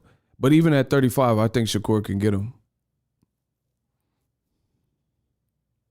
He said he had 2 black eyes today. He always does. Remember old media said Lomachenko had a crazy defense? Bro, he doesn't. His face be looking beat up after fights. Bro, Lomachenko look beatable. You just can't beat him if you Commey. You know what I'm saying? Like, bro, listen. Okay, hold on. Because I know the haters is mad. This is my honest opinion. Let's play cap or fact. With the right style, so meaning somebody who's like a real live dog, Gervonta Davis looks harder to beat in 2022 than Lomachenko. I believe that. But is that cap or fact? Y'all let me know. Listen to the question. Next year, when they start fighting again, Gervonta Davis is harder to beat at this point than Lomachenko. Like, you have to have the right style. I'm not just saying any person off the street can beat him. But I'm saying, like, if you took a top dude, like if you took a top guy and the top guy versus Loma and the top guy versus Tank, that's what I'm talking about. Like, for example, Devin Haney. Okay, put it this way. Here's the question. Devin Haney, would you give him more of a chance to beat Lomachenko in 2022 or Gervonta Davis? That's a real question. I got some good questions for you. We just opening the dialogue. I just want to open the dialogue. Does Devin Haney have a better shot to beat Loma or a better shot to beat Tank? Tank, Davis, Loma, both. Tank.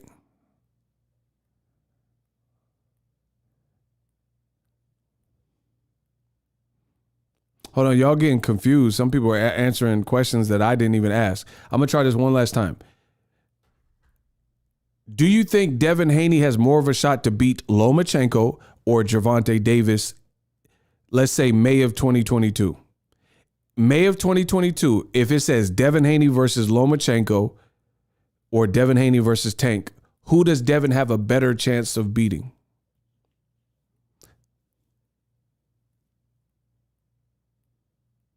Loma.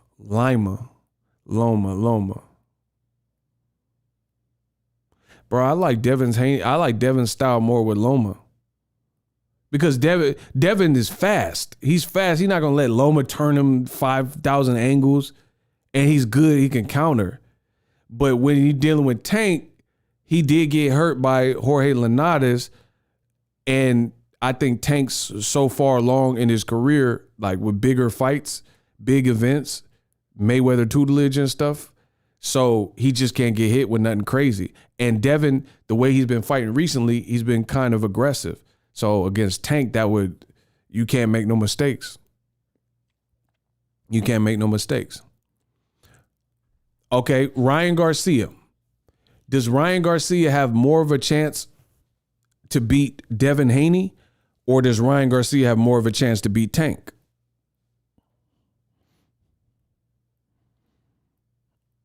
Does Ryan Garcia, no, Devin Haney's clearly nice. Does Ryan Garcia have more of a chance to beat Devin or Tank? I just want to see where y'all heads at. He said no shot. Ryan gonna lose to all. God dang.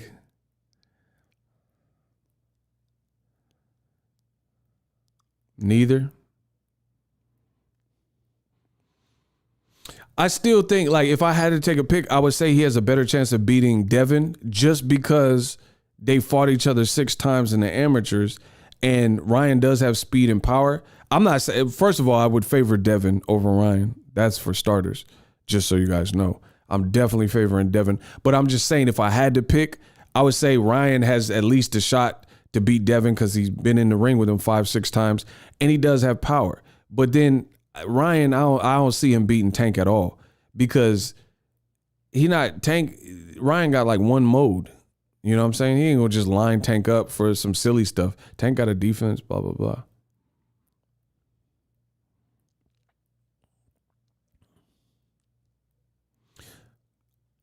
All right, George Kambosos. Does he have a better chance of beating Lomachenko or Tank Davis? This is a good one, right? George Kambosos, does he have a better shot of beating Lomachenko or Tank Davis?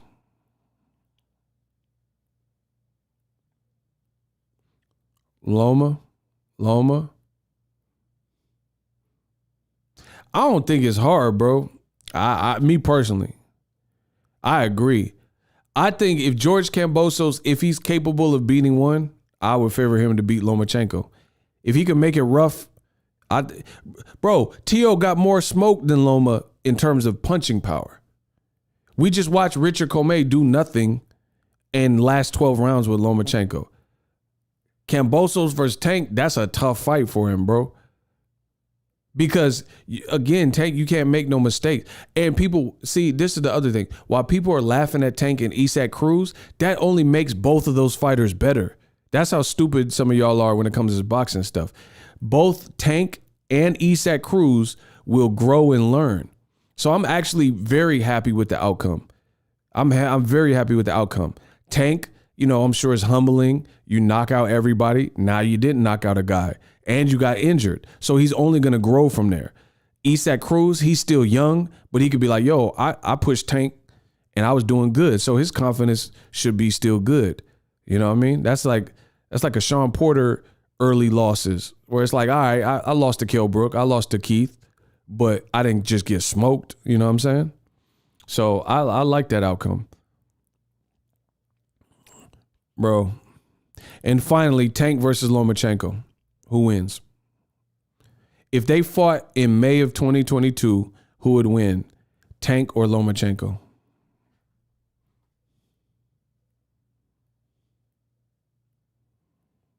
Tank or Lomachenko, who would win, in your opinion?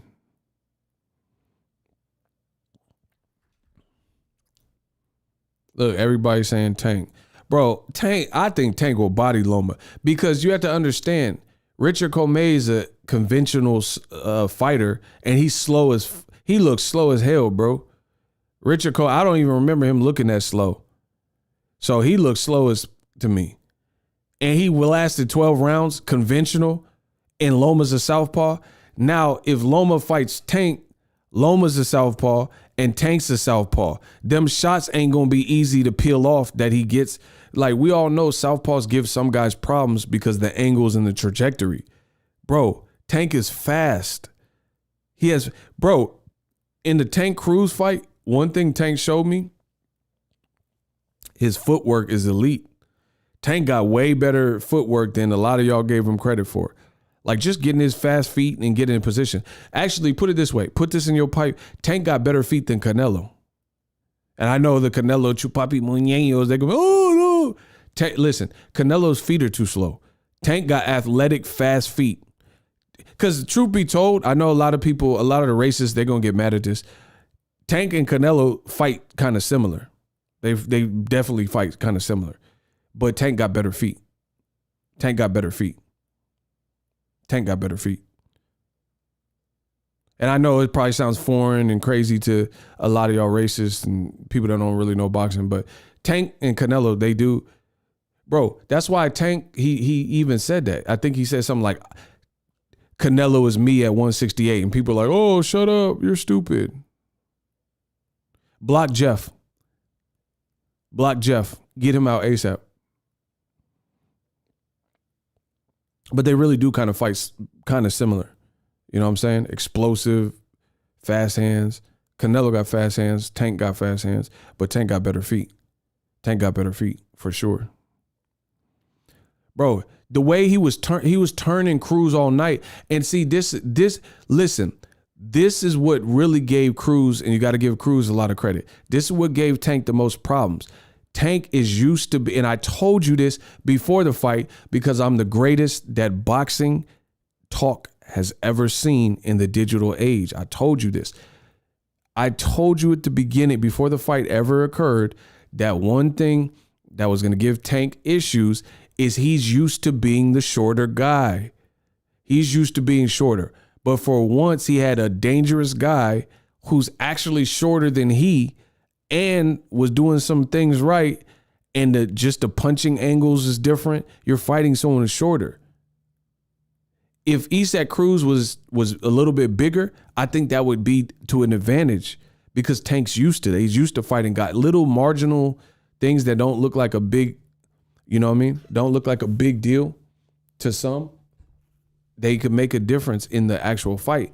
And when, like, imagine Mike Tyson, he was used to fighting big guys, 6'4", 6'5", 6'6". So imagine if he had to fight David Tua. That could give him problems just based on the fact that David Tua got cracks and David Tua might be shorter than him or they might be the same height. Mike's not necessarily used to that. He used to punching up and uppercutting up. You know, it changes your, try to tell y'all. It changes your whole steez up. You know what I mean? Like Steph Curry. Steph Curry's not the tallest basketball player on the court. Put it this way, if you watch an NBA game with the Golden State Warriors, there's never a time where Steph Curry is the tallest man on the court. Is that cap or fact? Is that cap or fact?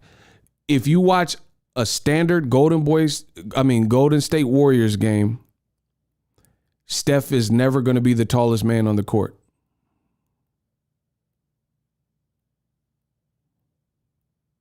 Okay.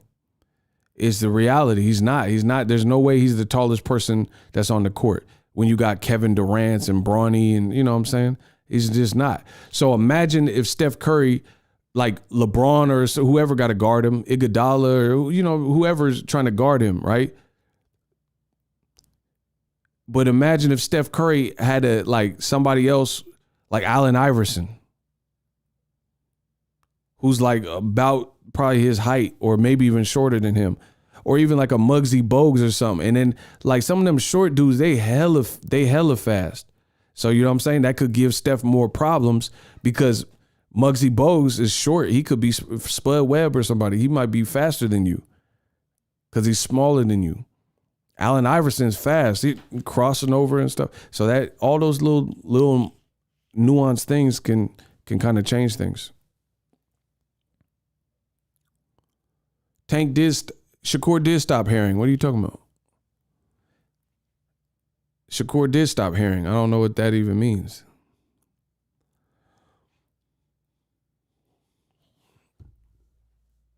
You said Shakur didn't stop him, but he did stop him.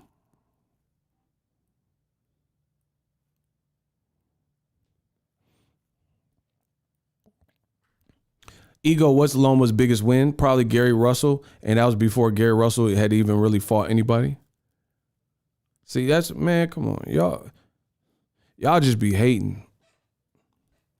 Bro, Lomachenko don't even have 20 fights, and he already got 2 losses.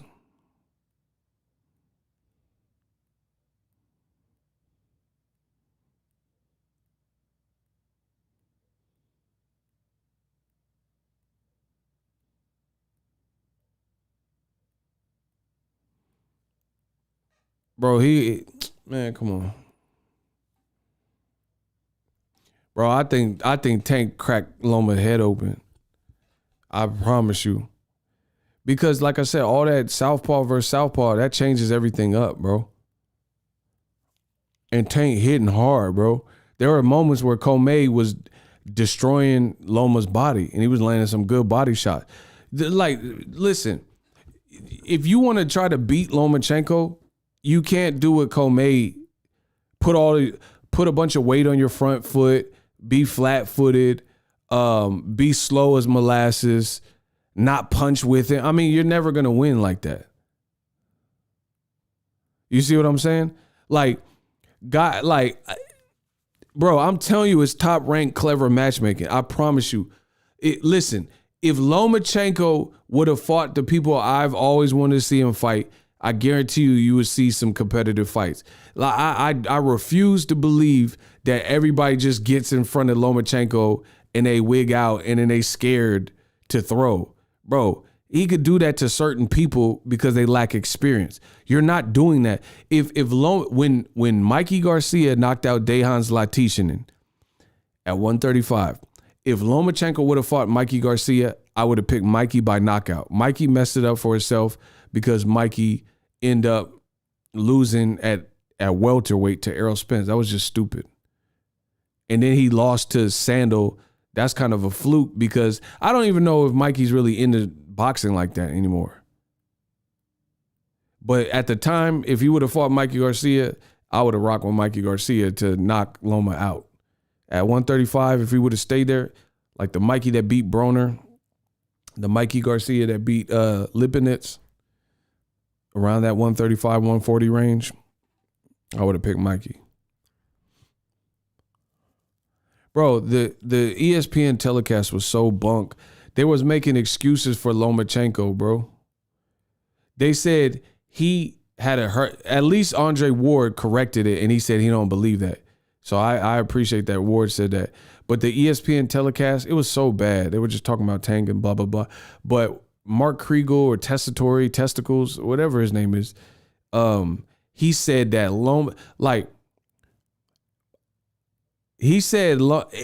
it's mind-boggling. Like, it's like, does Top Rank just have people that sit in the office in Vegas and concoct all the excuses and write an excuse book for when their fighters lose?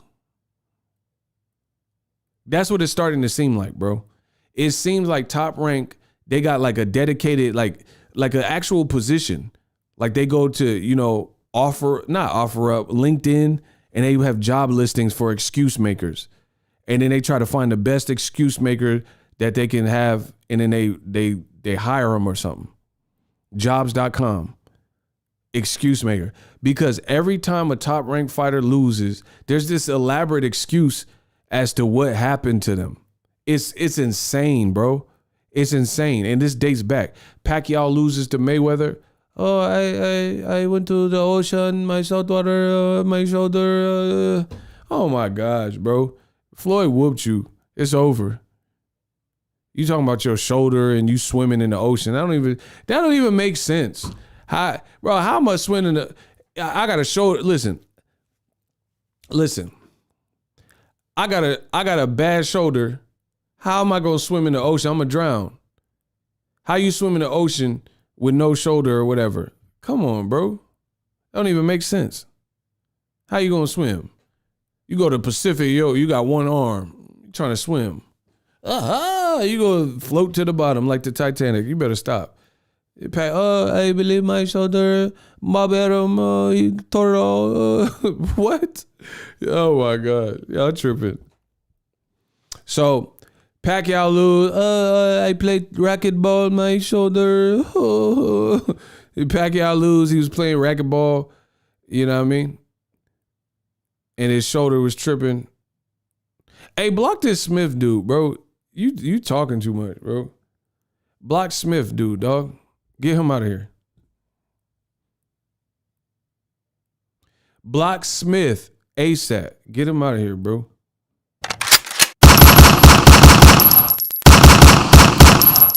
So anyway, Pacquiao whining about, I ate my oatmeal in my shoulder, whatever. So Floyd Mayweather whooped him, and then his shoulder broken or whatever. It was supposed to be wrong. Teofimo whooped and beat Lomachenko. He don't throw for 6 rounds, and now his shoulder's bad.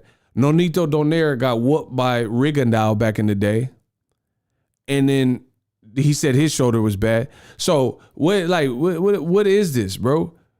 If you on a top ranked card and you like main event caliber and you lose, is an automatic shoulder. Pacquiao lost to Jeff Horn. He said it was a setup.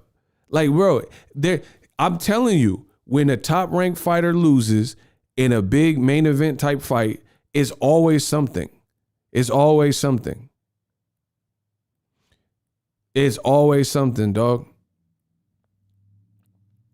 T.O., Bob Arum said his esophagus blew up.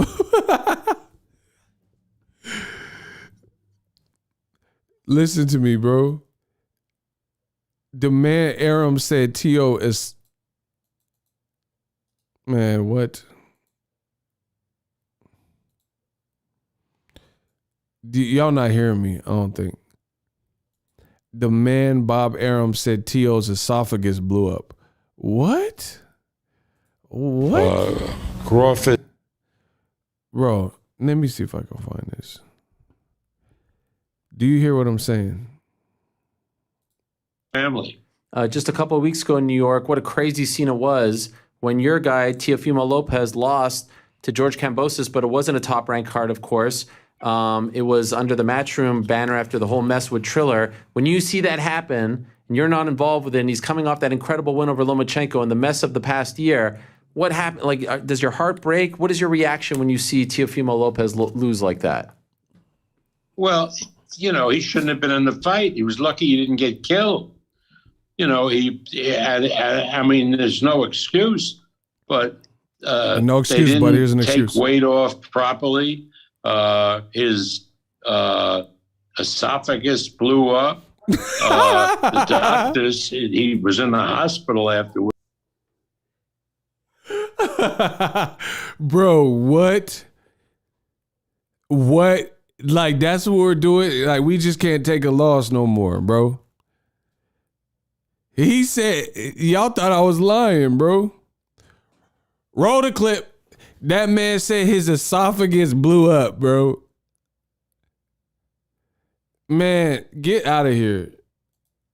Properly, his esophagus blew up.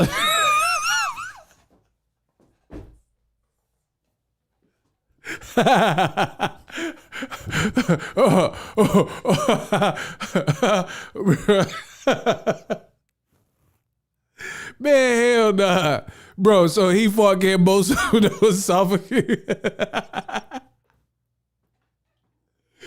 Bro, where you get some C4? I've been looking everywhere for some C4. They put some C4. Bro, they put C4 in his esophagus. His esophagus blew up. Nah, come on, bro. That's what he said. Y'all thought I was lying. Bro, he said his esophagus blew up. Nah, that sounds too dramatic, bro. He said this esophagus will detonate in T-minus 30 minutes. Esophagus blew up. I'm crying, bro. The man was drinking ether and nitroglycerin. Yeah. Bro, he was drinking that nitro. His esophagus blew up, though. Nah, it's over, bro. T.O. gotta chill, bro. I don't even want to see him fight if it's all that, bro. he used to be in a wheelchair. Bro, his esophagus blew up. How?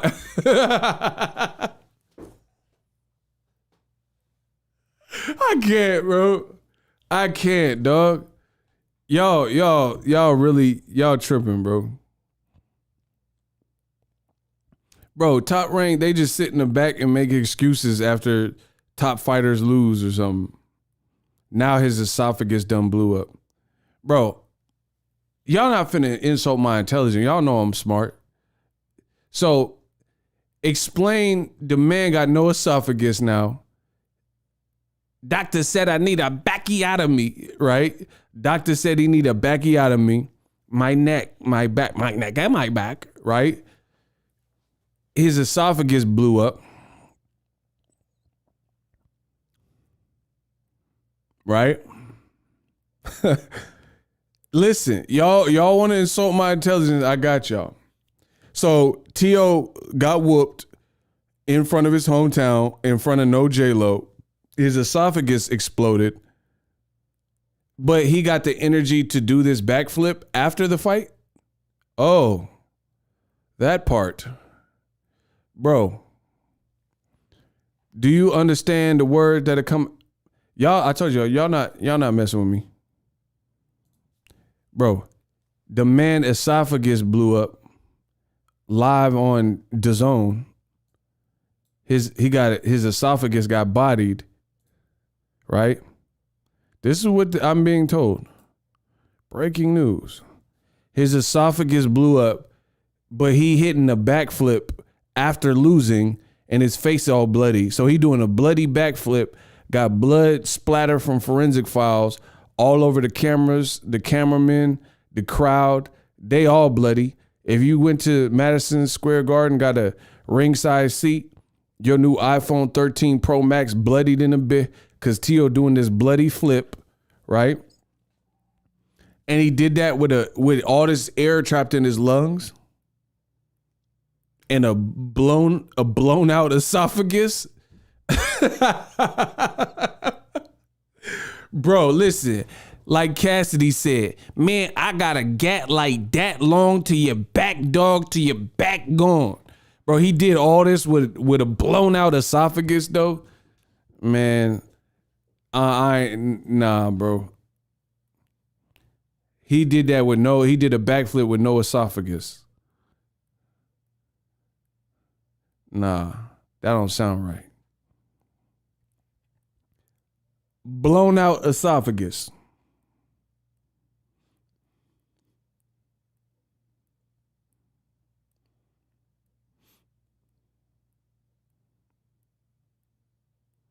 Oh, it said right by the sphincter. Bro, his asshole was blown out. Hold on. Bro, it says lower esophageal sphincter. Bro, his ass was blown out? What? Hold on. T.O. ass was blown out? Hold on. I don't know, bro.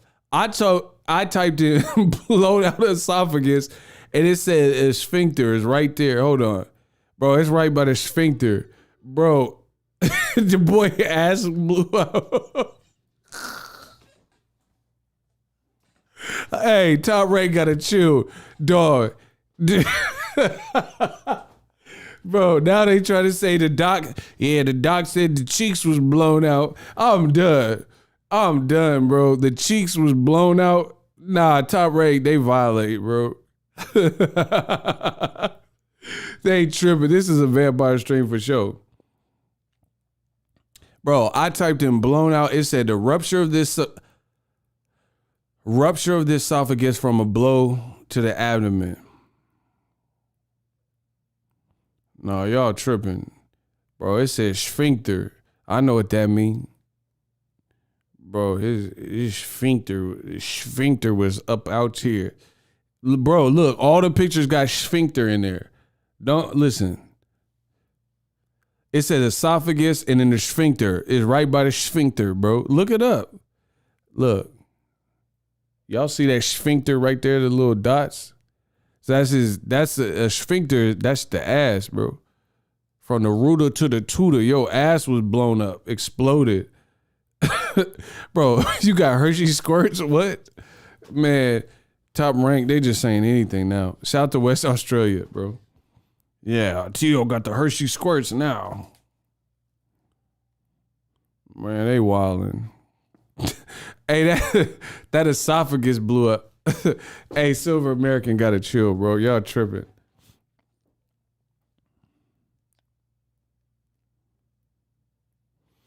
It says you have trouble eating solid foods and drinking liquids. But you can do a backflip after losing? All right.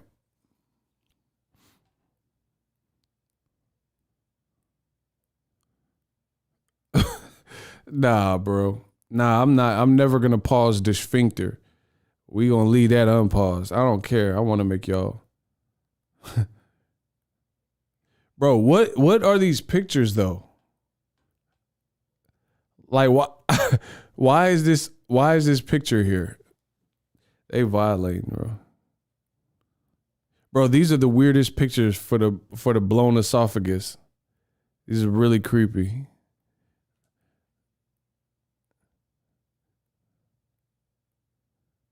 Bro, they got the weirdest pictures for this. I gotta get off Google. Like, bro, what does he have to do? What is this? He got the blown esophagus? Man. Boss Red, Tio had to earn that new Top Rank contract somehow. Bro, what does this have to do with the blown esophagus? What is this? Hey, Google, they just be pulling up anything. Bro, what does this have to do with... That's how Tio looked the day after? Like, what happened? What is this?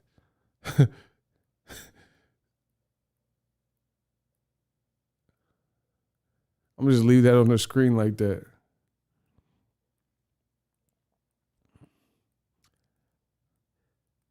That's the face when they got gas? Man, I don't ever want that type of gas. That if you get gas and bloating and you making all them faces, like, bro, look. Bro, what? I ain't never been flatulent like that. What? Bro, it looked like he got his lips done, like collagen. Yeah, I definitely don't want that blown out esophagus and sphincter combination. If it making y'all do all that, that's crazy.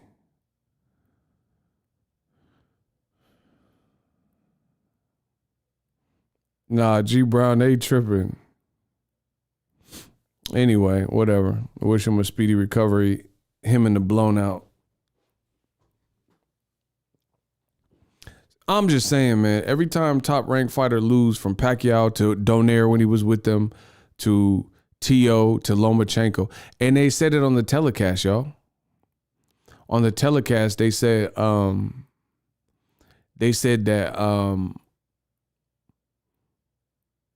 Lomachenko, he didn't throw punches for 6 rounds to preserve his arm. I mean, it's just like you trying to sell some. They gotta get better. They're trying too hard to sell the storyline. You know what I'm saying?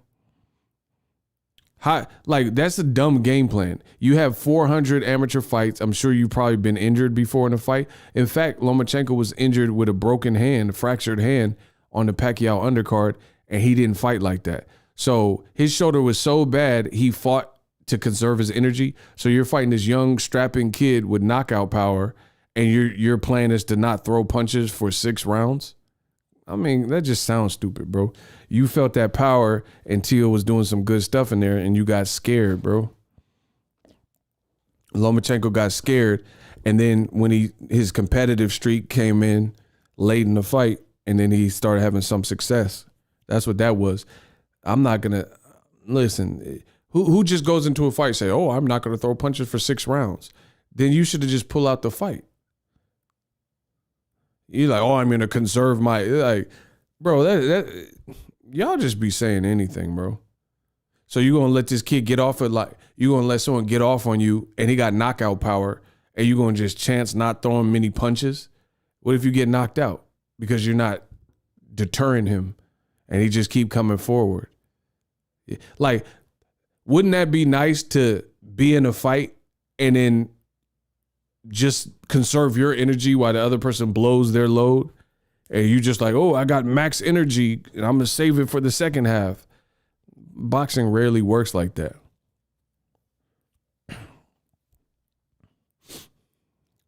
Loma's average with some great attributes.